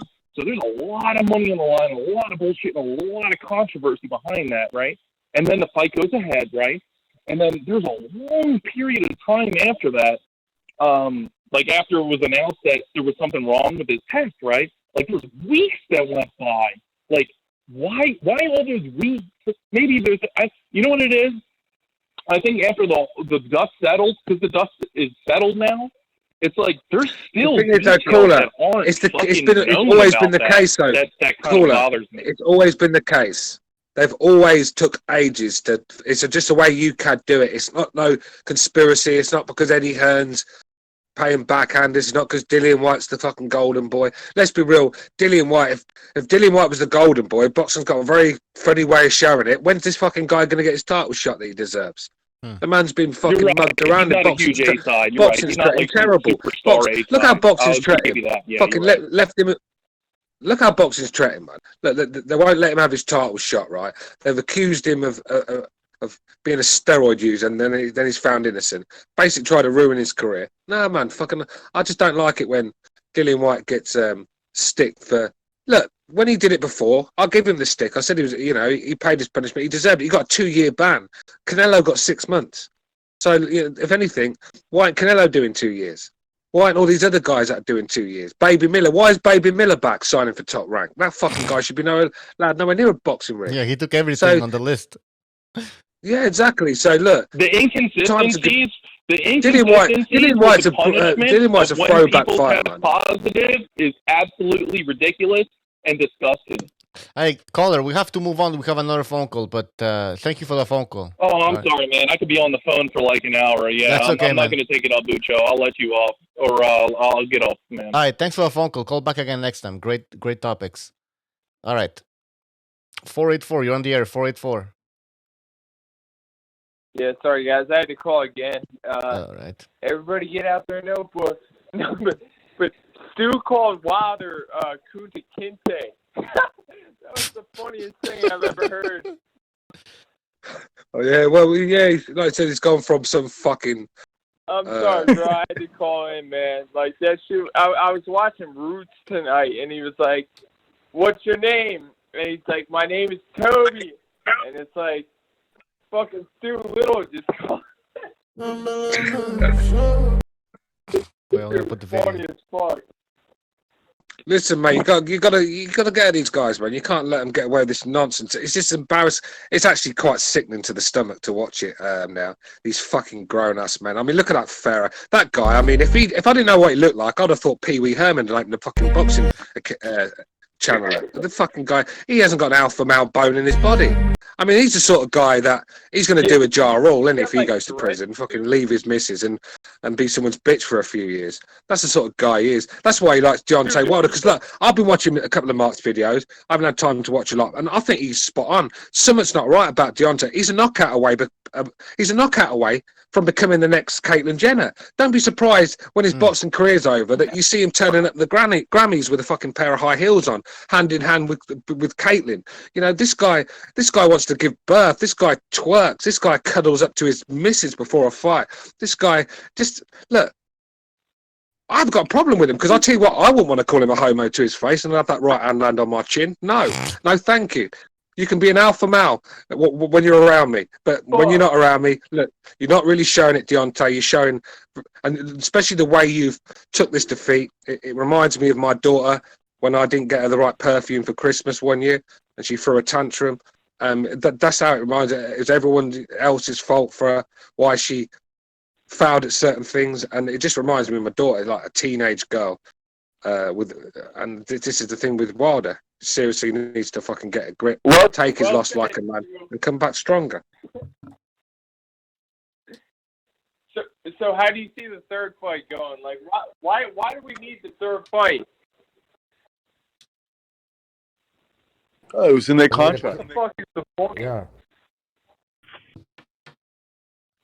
For blood and guts and gore. You guys hear me? Yep. It might Go not ahead, be a Jackson. fair fight. Go ahead, You'd Jackson. be surprised if Wilder thinks mine. Well, I just think it's not worth it. Like say Wilder gets a lucky punch. Like, what are we gonna do? Like fucking like Stu said, Jake LaMotta, like and Sugar Ray Robinson. Fuck that. All right. Is this Jackson in the chat? Is this Jackson? Yes, it's Jackson. Yes, it is. Yeah, I mean, look, said Jackson. I mean, as you know, you listen to the show. I'm not a man for trilogies. Never mind 6 fucking fights. I mean, when is it getting boring now? Because to me, the whole Fury Wilder saga is it's a headache. I just don't even like hearing about it anymore because we know who the best man is. All the crying in the world, like I said, all the fucking crying in the world is not going to change the fact that Deontay Wilder got manhandled, beat up, and smashed around the ring for 7 rounds. His fans can cry, "Oh, Fury needed a cheat to beat." No, he didn't. Fury could have put fucking gloves made of marshmallows and he'd have knocked Wilder out that night. The fucking guy was useless. His feet, his legs had gone. He's telegraphing that right hand all night. Looked frit to death. Did you see him? Fucking hell. Yeah. Fury could have Well, stole guys, Paulie I want to ask Malignaggi's everybody, fist how from do him. you guys see Usyk? All right, let Jackson got finish you, one more point. Usyk doing Jackson, one more point, then we move on. Go ahead, Jackson. Okay. How do you guys see Usyk doing against AJ and Fury? Like, at Usyk's absolute best. Okay, guys. Moving Usyk, around, good footwork. guys, how do you see Usyk against Joshua or Fury? I could see him troubling Joshua, but he can also. I need to see the Chidor fight. Yeah. Go ahead, Gonzalo. I could see him troubling All right, Joshua, I'll but go on. I mean, Usyk could also get hurt. Right. Because Joshua's a big puncher. Tyson Fury, not so much. I see Tyson Fury beating him. Yeah, me too. I need to Yeah, I see see Tyson Fury beating him. I want to see what he does against Chisora. This is the thing. We just don't know what heavyweight we're getting with Usyk right now because he's not really shown us a lot. Usyk's the sort of guy I think if he's in there with he's another one, a bit like Fury. I think when he's in there with a dangerous guy, you seem to see the best of him. I mean, when he was in there with Gassiev, he looked tremendous. But yet when he was in there with Bradis, not so much. Mm-hmm. I think on certain, I think if he's in there with a dangerous guy, I think you get the best of him. And I think he's going to realise Chisora is a dangerous guy, especially at heavyweight. You've got a guy that's probably going to be a good few pounds heavier than you. That's just going to come swinging bombs. He's going to walk through a lot of Usyk's punches. That's what's Usyk can't really throw pitter-patter shots like he does a lot. He's not going to get away with them with Chisora because Chisora's going to walk through his shots to get his own off. But I'm picking Usyk to win that. I just think that the speed and the footwork will be enough on the day. And like I said, Usyk's quite smart. It's hard to hit him clean. Chisora's very wide with his shots. You see them coming. World-class fighters will get out of the way of them. That's why what bothers me about Dillian White so much. He gets hit by these shots. He gets hurt by these shots as well. Dillian White. He just, if Chisora's hitting you like that, then it's quite alarming. But I don't see him hitting Usyk like that. So for me, I'm going to go for a 12-round unanimous decision. Alexander Usyk. Yeah, he's basically like Muhammad Ali size, but you see the problem that before with the type of build, like Usyk, okay, compared to Ali, like not a heavy puncher, but supremely skilled. He was facing big guys, okay, Muhammad Ali big in the day, back in the day. Now, like Usyk, in comparison, he's fighting way much bigger guys. So you have to be like supremely skilled. He's in his prime. He Yeah. could probably deal with it, but he would have to just be on Sharp. point. Not to beat a Chisora, but just the size alone will make it competitive. But against the other guys, man, it'd be a whole different ball. Absolutely. Somebody in the chat. Do you guys? Yeah, go ahead. Go ahead. I was gonna say, do you guys think Usyk? You think when Usyk gets in a real good heavyweight fight, do you think he might get a taste of the power and say, and then step back down, or is he like just 100% committed to heavyweight at this point? Good point. I'm not sure if he can go back down now. He's took so long to actually put on the right amount of muscle and weight and get adapted to heavyweight division.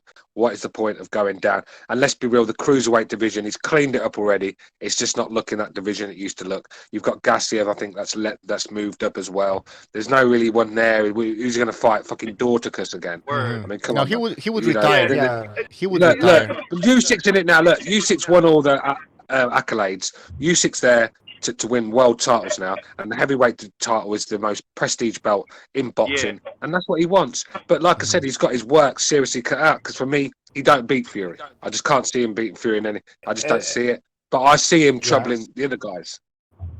And also, one thing that goes against Usyk, he's been having these delays in these fights because he's been having trouble with injuries. I think the thing that's gonna beat Usyk is himself. He's a guy that's prone to injury, trying to add on all his that body extra might weight. break down.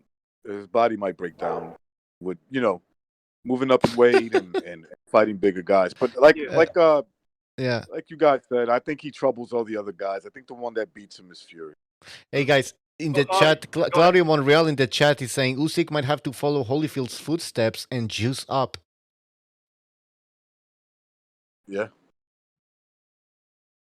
See, the thing with Usyk that I'm seeing, and I hate to always be comparing him to Lomachenko, but it is a good comparison. You see Loma, he's at 135, and he's maxed out. We all agree that's as big as he can go.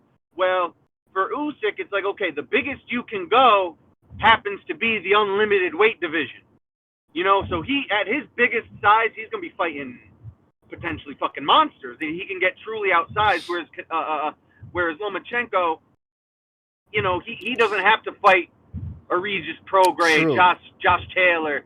He doesn't have to fight somebody who's a welterweight because they're in the same division. He can cap out at 135. Usyk got a lot on his fucking plate, man. And if he can get one of these belts, I'll be happy. I don't think he has to go undisputed again. If he gets just one or two heavyweight straps, it's a big achievement.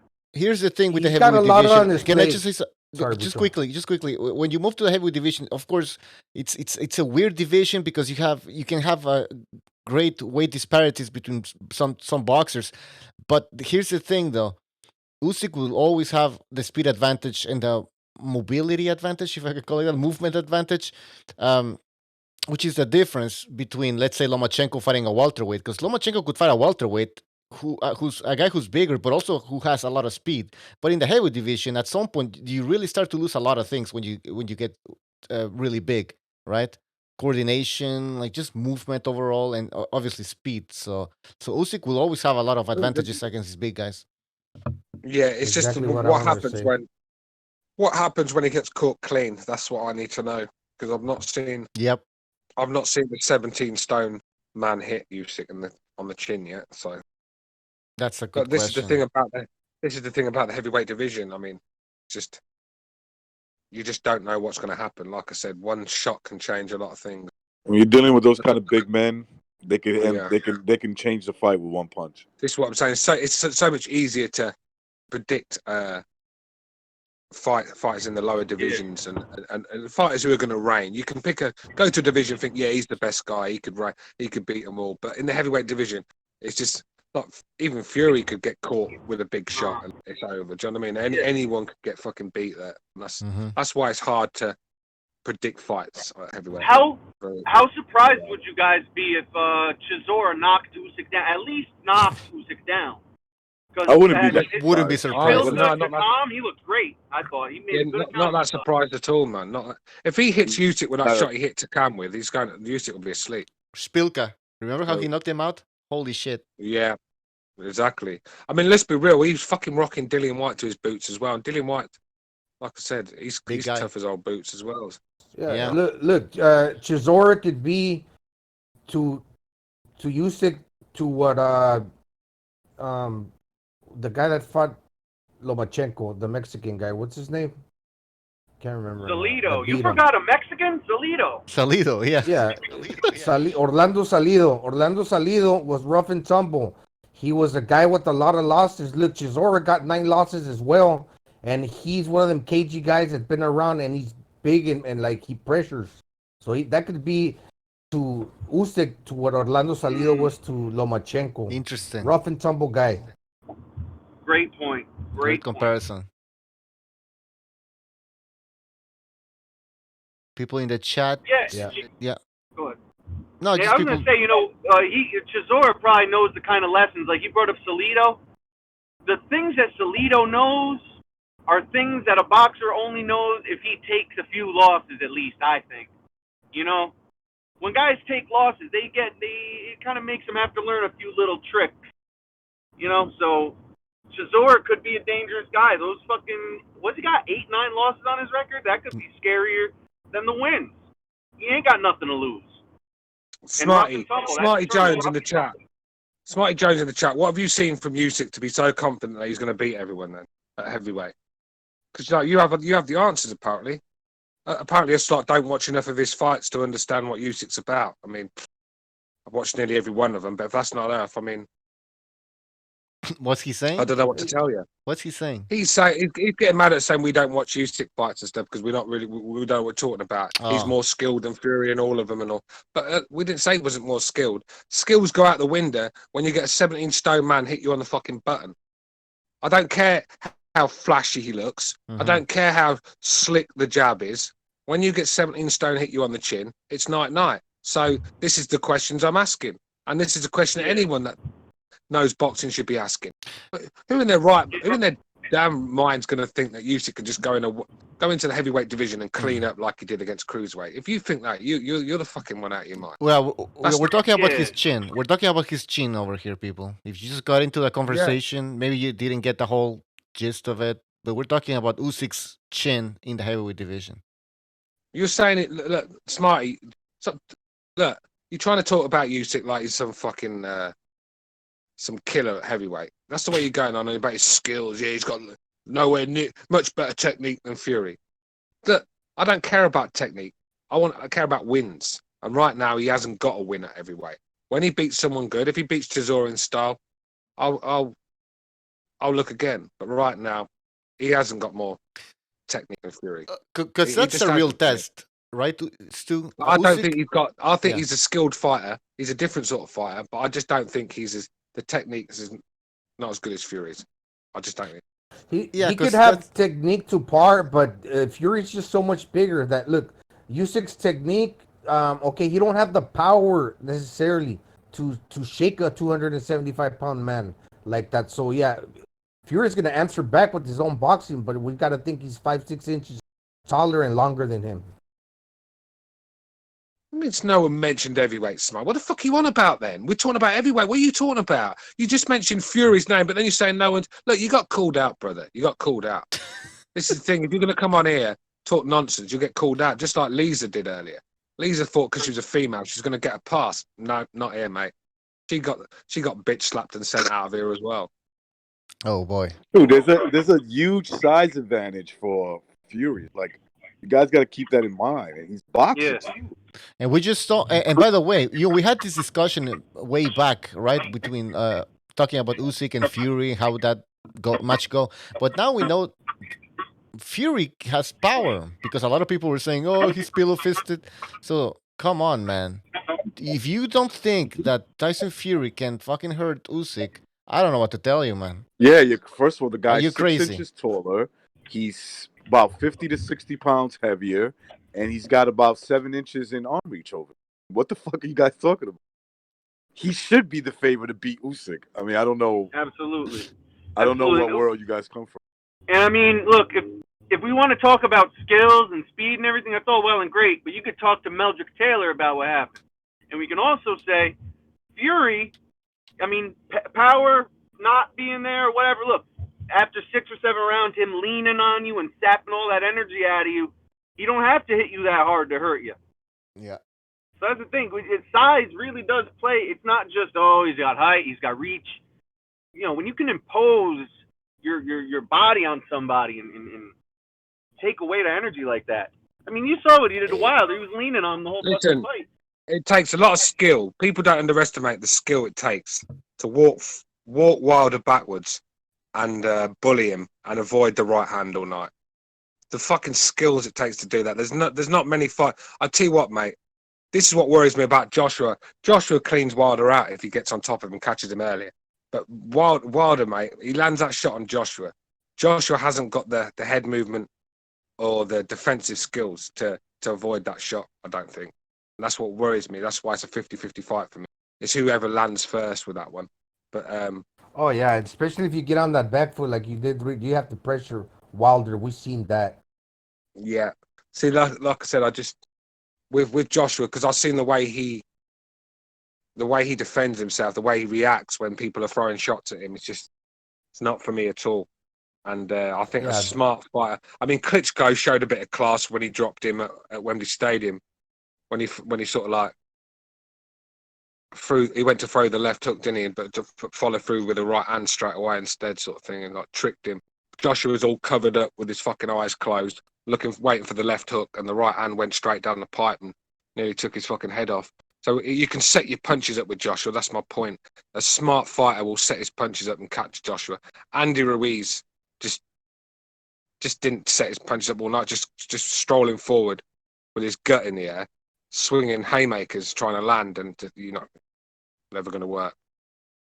Yeah, he's lucky he survived against Dillian White because Dillian White hurt Joshua. I'm sorry. Why didn't Andy Ruiz come out and say, "Oh man, I had an 80-pound costume on when I was coming to the ring," and then he was just wearing a fucking towel or something? Oh, because Ruiz had an 80-pound gut. That's the problem. That's what I'm saying. He could have used the weight excuse. Well, he did. Oh, my legs are tired. Well, yeah, you're right. Yeah. Kinda. I want to get the chat involved here. I want to ask a question because I'm not sure. Seen some comments, but I've not really seen a lot. I want you guys to put in the chat who you think would win. You don't have to break the fight down like fucking Malignaggi. Just put in Joshua or Wilder if them two were to fight.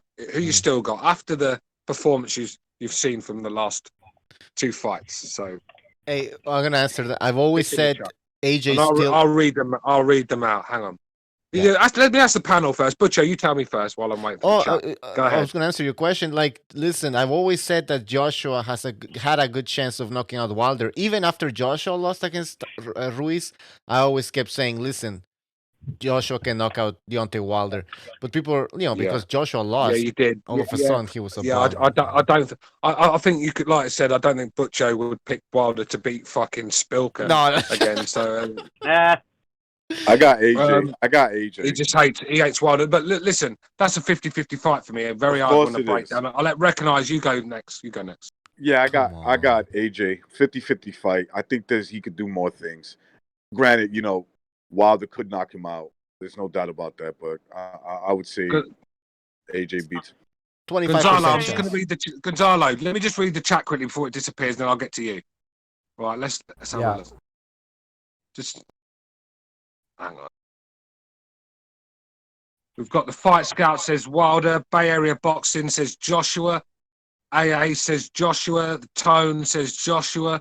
Grievous says AJ to beat Wilder. Punchy Palooka. Fury himself said he's talking about something else.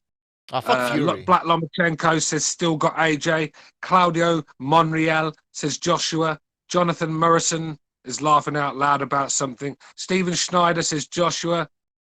Transitional Inc. says AJ. Bay Area Boxing says Joshua. Endgame Joshua. It's fucking a whale. Where's all these Wilder guys, man? Norman Olsen Jr. says Joshua. Dead Game Boxing says Wilder. No surprise there, Dead Game. We've got Sprog 11, Joshua 75%. Yeah, that's fair enough. Carlos Mendoza says Joshua. Yeah, that's where we are. Virtuoso says Joshua. Grievous says AJ's uppercuts Wilder into tomorrow. The Bronze Plumber, we all know who he's got. AJ sleeps him within 4. We all know who 100% X has got as well. Wilder by murder says 100% X. The Fury glove says, well, Fury's the best, obviously.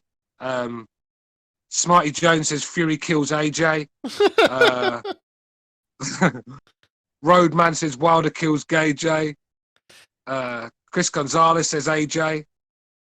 Yeah, that's about it. I mean, that's where we are. It looks like Joshua he's the massive favourite now. It's funny how 2 fights. I mean, like I said, after the Ruiz fight, everyone was picking Wilder. I don't think we had one person on this show that was going to pick AJ to beat Wilder when Wilder was looking in devastating form at the time, when he knocking everyone out. So we just thought, nah, he's looked so vulnerable. You just thought Wilder lands, it's over. Hey, guys, Joshua's bounced back, and you know he's shown another dimension to his game. So I think if he can be smart enough to stay away from Wilder and land first, I'm going to pick Joshua by stopping. Hey, since we're talking about Joshua, can I remember Fury before the Wilder fight?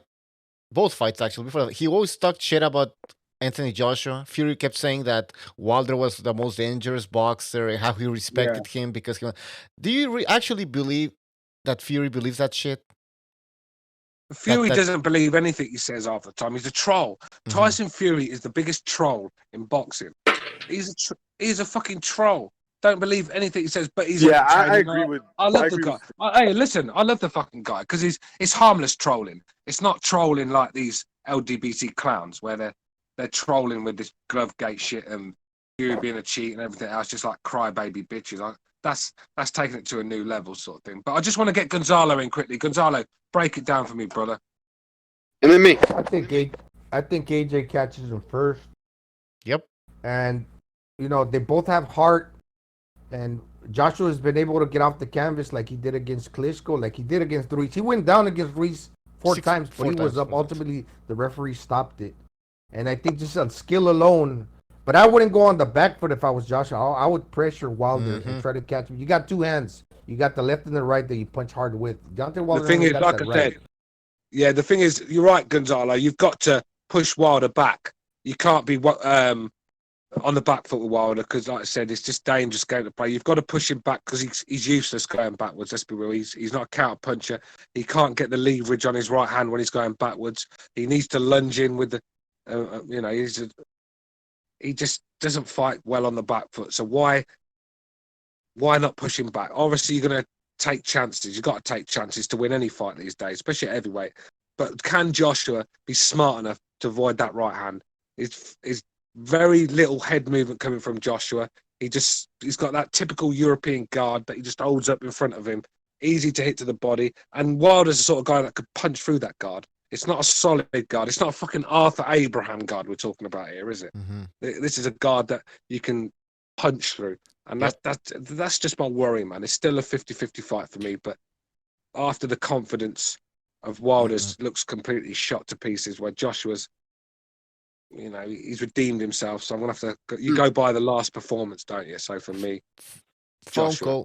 Phone call. Oh, go ahead. I got next. 910, you're on the air. 910. Hey, what's going on, man? I seen no one else was calling, so I figured I'd call again. Steven Schneider. The only thing I have to say is, as far as AJ is concerned, and people in the chat, and if you on the panel have like really good memory, I've been high on AJ beating the living shit out of Wilder for a long time, and Fury just exposed exactly why. So I'm not even going to go into that. I'm not even going to go into why, because we all know what you need to do to beat Wilder now. I'm not even going to bother with it, and AJ will fuck him up. So I'm just going to go into the whole Fury-AJ thing. That fight is a whole different can of worms. And I think that AJ may not win that fight. Like I rate him as my number one heavyweight, and I have for about 2 years now.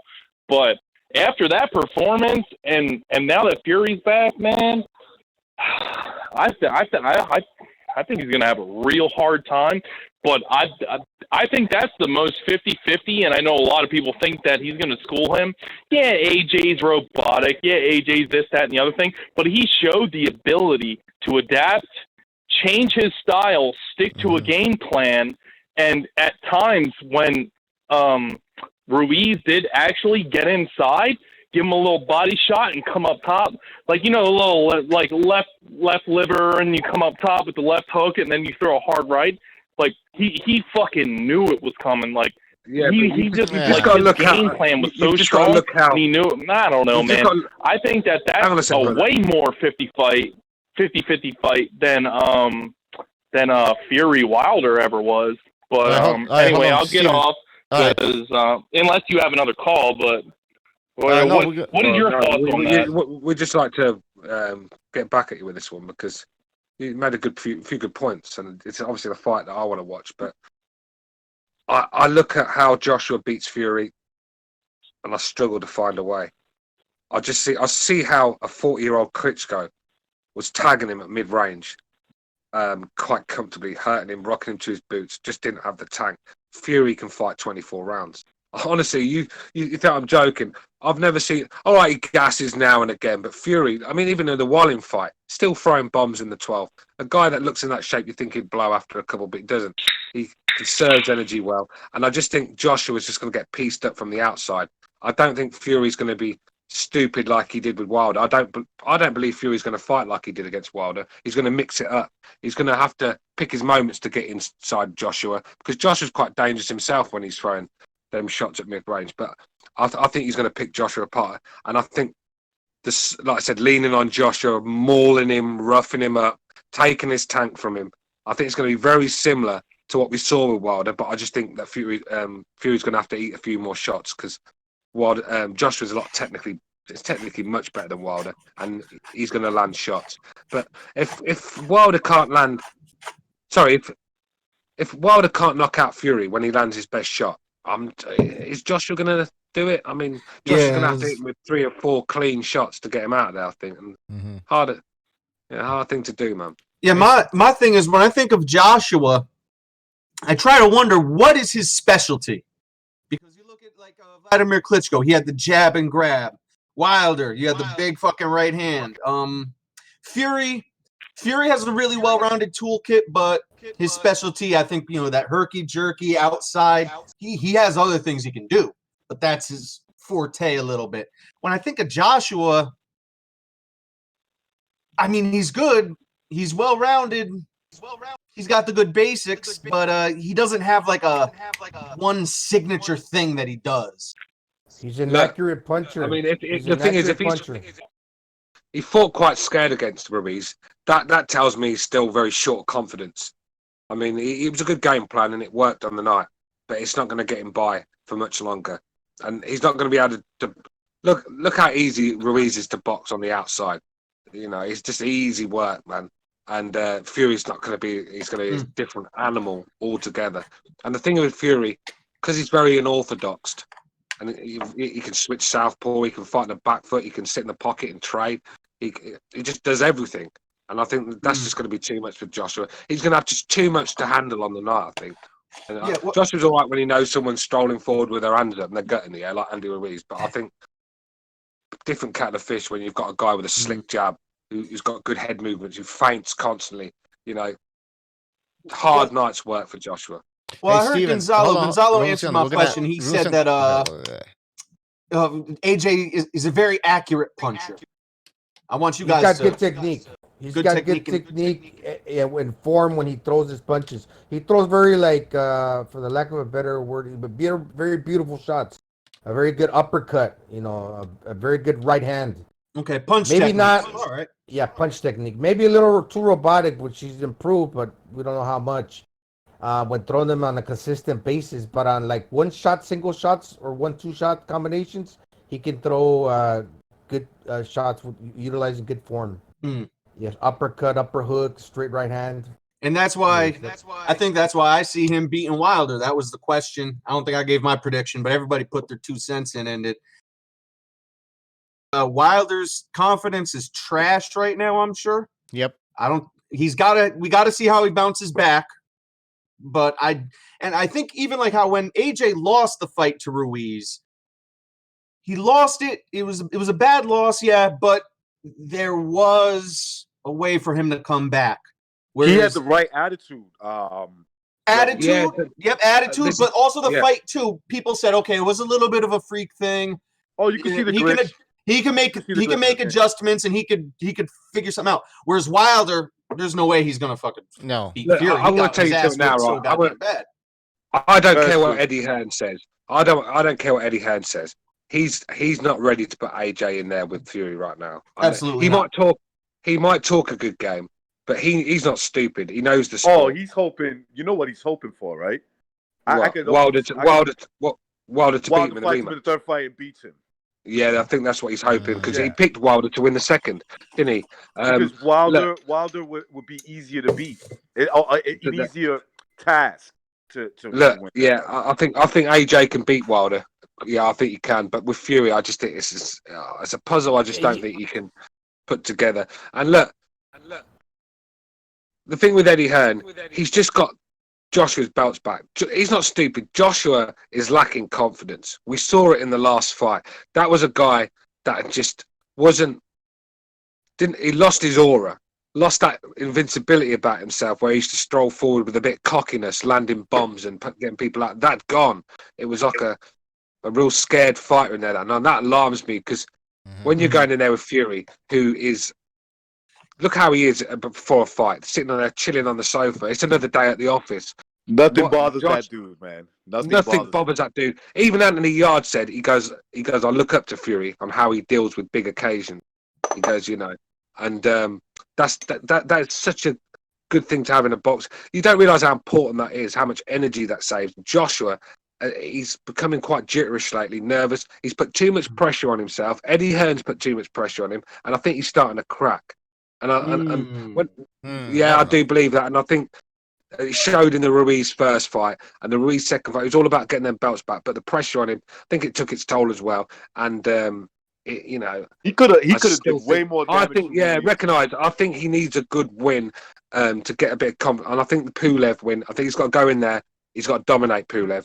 And yes, if he dominates Pulev, it's a good sign for him because Pulev is a big dude, uses his jab. Hey, I wasn't watching boxing back then, but when Klitschko was going through that transition from when Corey Sanders, when Corey Sanders beat Vlad Klitschko, and he had to kind of change up his style and start employing this jab grab shit. Was there a transitional period then when he looked a little scared and a little hesitant in fights, trying to hold guys back, but then once he got accustomed to that style and he felt like he wasn't going to get knocked out, he could put it out there. That's the difference. That's the difference of confidence. That's what confidence does to you, right? And what it also does to your opponent, it saps any sort of belief that they can win. When they're hitting you with everything they've got and you're walking through them and smiling, it's going to be a long night. And you sort of lose the will to win the fight, sort of thing. Why do you think Pacquiao took so long to come back after getting knocked out by Marquez? And it's amazing his reaction to a boxing fight, how it was basically similar, just smarter. Can I take a guess? Go ahead. After he got knocked out, if I'm Pacquiao, I'm saying, okay, my aura of invincibility has been cracked. I need to fucking disappear for a little bit. Kind of let the fucking knockout settle, and when I come back, I can be that bad motherfucker again. I can't come right back after that loss. Yeah, but this is what Wilder should have done. He should have took a leaf out of Pacquiao's book. Pacquiao was a bit of a meme on the internet. He was, and it was sad to see. But that's what you get in the boxing world. Heathens, all of them, aren't they? But Pacquiao got a bit stick, so he just went away, disappeared. No excuses. Were didn't come out with any excuses. Stayed out in the public light, and we forget about these things after a while. We have a little laugh for a week, and we move on. And before you know it, Pacquiao's back having good wins. Everyone's on side again, forgetting about the Marcus knockout. Wilder keeps reminding us every day about this fucking defeat by his excuses. So look. But Pacquiao had always been beaten. So, like I said, that zero had gone. So once your zero goes, you just fight you just have a different mentality. You just fight in a different way. You sort of like put it more on the line. A lot of fighters with zeros. That's why you see a lot of them stink the fucking joint out. How many unbeaten fighters do you see that stink the joint out? So scared of losing their zero. There's a lot of fighters with undefeated records, with 30-some fights, and nobody knows about them. There is a lot of fighters with records in the mid-30s or in the low 30s with 30 wins and whatnot, with undefeated records, but nobody knows about them because they don't promote them because they're not entertaining. Look, I think that Pacquiao is kind of different. Revolution. I think the Aura of Invincibility, he's just a guy that really loves to fight. Maybe he don't recall that knockout too well, but look, I think people I kind of always underestimated him, because they see him, he's small guy in stature, but he's a force. He's a force in the ring. He's fast. He got power. So I think he just naturally loves to fight, and he was just always going to be, because he's always troubled everybody that he's fought. Even his losses are, except for the Marcus, he's still winning that fight anyhow. He's always troubled everybody inside the ring. Can I say something? Is it maybe that we don't know? Maybe Pacquiao wanted to get into the ring right away. We don't know, but maybe he's also surrounded by different people. I think Wilder's surrounded by yes man and people who just want to cash out basically on him. So we saw that. Look at the way they reacted when he got beat. They didn't care for this guy. They didn't care about the beating he just took. They were quite happy to see him fucking do the Apollo Creed in there and go timber. They were happy for that. Look, this is the sad thing about it. Look, we're laughing now, but we wouldn't have been laughing. No. We wouldn't have been laughing if Mark Breland went in the corner. This is the fucking scumbags that Deontay Wilder surrounded himself. And guess what? It was the scumbags that Wilder said nothing to. The only guy that did the right thing was the one he picked on. This is Wilder. Low IQ, just a horrible human. No, he's not a horrible human being, because deep down I know he's a decent guy. When you surround yourself with shit, you become shit. If you get what I'm saying. Yeah. You are what you surround yourself with. If you hang around with a heroin addict, if you don't take heroin, it don't matter. People are going to think you're a smackhead, you're a heroin addict, because you're hanging around with them. And this is the thing with Wilder, because he's hanging around with these pieces of shit. It's something wearing off onto him. But he can't be too much of a nice guy, Stuart, because look, when Dominic Brazil was with his family and his kids. No, I didn't think he's a nice guy. I just said I don't think he's as bad as what we think he is. I just think he's been brainwashed to be a piece of shit by the cult following he's got. And he's not playing I'm kind of being the devil's advocate, because I believe what you're saying, but at the same time, I'm kind of wondering, is he really that much of a nice guy? Well, he probably isn't. Really? I don't know. Like I said, I've not sat down and eaten with this guy, but I'm a half decent judge of character, and I know that a lot of what we see from Wilder is all fake. It's a lot of fake. I think if you got him without the cameras around, without him with his little fucking LDBC she-males following him, and got him at home on his own and sat down and had a beer with him, I think he'd be a decent guy, because I know he's got a decent side in him. I can see it. I'm a very good judge of character. When you get to my age, you get used to smelling shit and pointing out the wrong ones, because you've got to keep away from these sort of people. You've got to be smart. Keep away from them sort of people. They'll run you down, sort of thing, and get you in bad situations. So you get, as you get older, you start to work people out. And I see Wilder, and I just don't see he's the man that he comes across on the internet. You sound like Luke Skywalker. That near killed a mascot. No, it's not about Luke. I know it's not about the Jedi mind chicks. I just, like I said, because he's so fucking fake, right? Everything, half of his sayings are from movies. It's just like he's like one walking movie script, isn't he?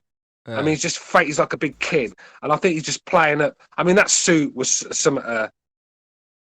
Well, no grown ass man should be thinking about coming out in a suit like that. That fucking suit he wore. Go Power Rangers! Yeah, exactly. Yeah, I mean. Then it was like it did have a homosexual feel to it with the. Here we go. No, I'm just being honest. Like that's just what I. And then it's come to find out, like the people that decorated it, it's like they're gay. Listen, the guy is in a conundrum. Like, he has a fan base that they claim they're alpha males. They have very feminine tendencies, right? Like their outbreaks and their emotions. It's just, I wouldn't want to be a part of Wilder's circle, fans, anything. I'm just an outside observer. Give him props when he deserves it, and give him some shit when he does. His fans, and to your point, Stu, I've always believed this. Wilder is the guy who wants to be liked, and if you're being followed by these weirdos on YouTube, and they're weirdos, I mean, we all know that, and it kind of makes you a weirdo. Maybe because he already had that in him, but the thing is, I saw a video, right? The thing about Wilder, he's pretending to be all fucking pro-black and black power sort of thing, but he surrounds himself with white people. Look, JD's is his closest trainer. He sticks to D's like glue. He pushes Breland aside, treats him like a piece of dog shit. Then he's got Shirley Winkle, Eddie Hearn calls him, who he's kept this guy around. He had Lou DiBella around him at one time. I mean, did you see the state of them white people that made even the people that made the costume were fucking white? Perfect. So this guy who's black power and all for the black race, he's not really doing a lot to prove it to me. I mean, what you telling me there wasn't a fucking black person that could have made that suit? Perfect. This is what I'm saying. This guy's, he's bringing all this black power shit, but he's surrounding himself with white people. Yeah, it's a scam. To scam It's people. a scam. He's not. Look, this is what I'm saying about Wilder. I don't think he's the guy he's showing us. I think there's more to him than that. I think he's a better guy than what he's really showing us. Don't get me wrong. I'm not saying this guy should be getting a Nobel Peace Prize anytime soon or something. But well, he did, Stu. He got that prize by the Pope. Yeah, the humanitarian award or something. Oh well, I don't know about that. I mean, ask that dummy from the Mexican TV channel if you think Wilder's a nice guy. Oh yeah. that mascot he punched. Yeah. The thing is, though, like I said, because he has to keep doing the things that the LDBC and them sort of followers want him to do, because they're the ones that have stuck by him. So he feels like he has to show some sort of law to them. So showing law to them guys is acting like a piece of shit. They're happy then, aren't they? The bigger thug and the bigger piece of shit you act, these guys are more on board. And I think he's got it all wrong, man. Like I said, this was his chance to get the whole of America on his side against a Brit, the biggest fight of the year. 2 undefeated heavyweight champions, and what did he do? He blew it. He bought the fucking. He blew it. He bought the fucking race card in, and do you know what he's done? He's now Tyson Fury is he's swallowing up all the white American fans that are rushing to Fury and kissing his ass. Fury's just took all of Wilder's fucking white American fans off him. Not that the LDBC would care, but when you want to be a superstar in America, you need white people on side, and that's just it. Yeah. Yo, think about this. He did blow it. He did blow it. Sorry, Rebel. He did blow it because this was his coming out party also. Similar to AJ. Yeah, he really came Wilder's out. American. This was during the Super Bowl when they had announced it to the world. Yes, sir. Yes, sir. And think about, I was gonna say Super Bowl, right? Because who fucked up in the NFL? What black athlete blew his whole career for fucking the race card? Who's it? Colin Kaepernick. He never had a career, did he? No. He it was very short. It was very short. Exactly. He blew it because he wanted to bring up the race card and it cost him. So, yeah, if you're Wilder, and you're going to be his career was already over, mate. He brought that race card up to try and save his career. Okay. To resurrect it. That's what he did. His career was done. Anyway, what, third choice fucking quarterback? You might as well be the water boy. Okay. I admit, I don't like football. I don't follow it. All I know is there was this guy, he fucking brought it up, and it was left a bad taste in everybody's mouth. So if you're advertising on the Super Bowl and you're trying to bring in people who watch the NFL, wouldn't you think, oh, okay, they already tried that angle and I'm not going to do it? They're too stupid. Guys. It's pathetic, man. Guys. I don't know how many of you guys are on Instagram. Check this out, right? Wilder posted this on his Instagram the day of the fight, before the fight. Now, it's going to be backwards, but it says, fight after party.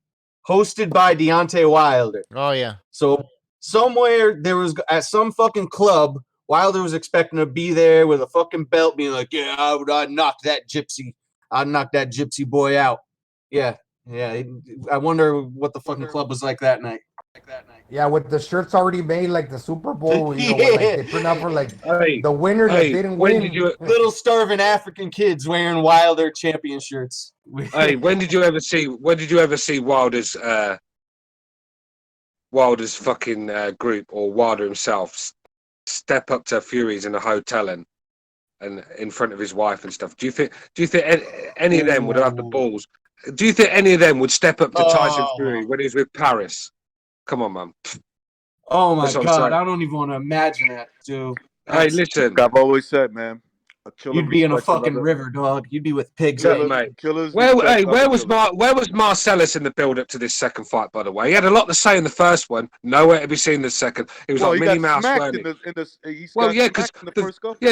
by the Fury that wasn't a fighter. So what would happen if he got smacked by the ones that could fight? The one that hit him wasn't even a boxer.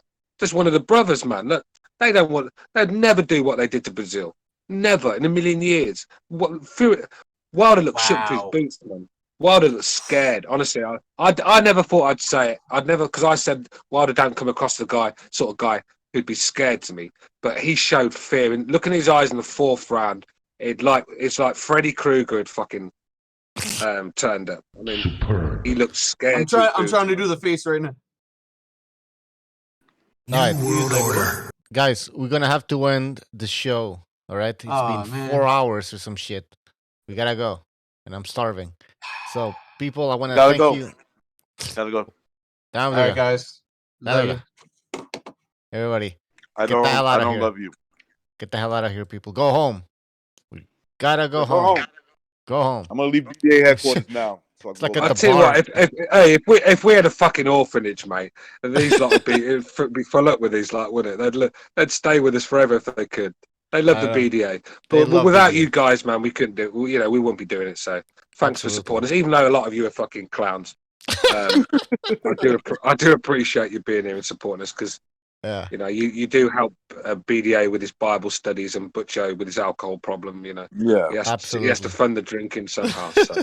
Absolutely. Guys, thank you for joining us. Everybody, Stu, Recognize, Gonzalo, Revolucion, guys. Thank you for joining us, man. Thanks. And John Gonzalez, G Boogie, Kevin from Chicago, Recognize the Matrix, and who else donated? God. Anyways, William, no, he subscribed. Anyways, guys, thank you for the contributions. You guys are the best, and everybody in the chat, you make BDA great. We will have a second Renaissance show this week, so check out our second channel, the Second Renaissance, where we talk about conspiracies, politics, you name it. All right, guys, have a good night. Take care. Disappointed in every one of you. I'm sorry, I don't mean to offend you. I'm disappointed in every one of you. I kiss you on the mouth. No, I'm not cool with that. I'm sorry. One more time. I'm disappointed in every one of you. I mean, I'm dealing with degenerate animals. I'm disappointed in every one of you. Disappointed in every one of you. All right, come on. Honestly, I can't do it no more. I'm disappointed in every one of you. Let me tell you why. It's gonna be all right, Nicky. Go ahead, shoot. He just killed a fucking man. What are you going to do about it? Yeah, because you got nothing. You don't got a thing. Yeah, because you got nothing. Lomito! Got nothing. I want to get out of this rat hole. I want to get online. I need BDA boxing.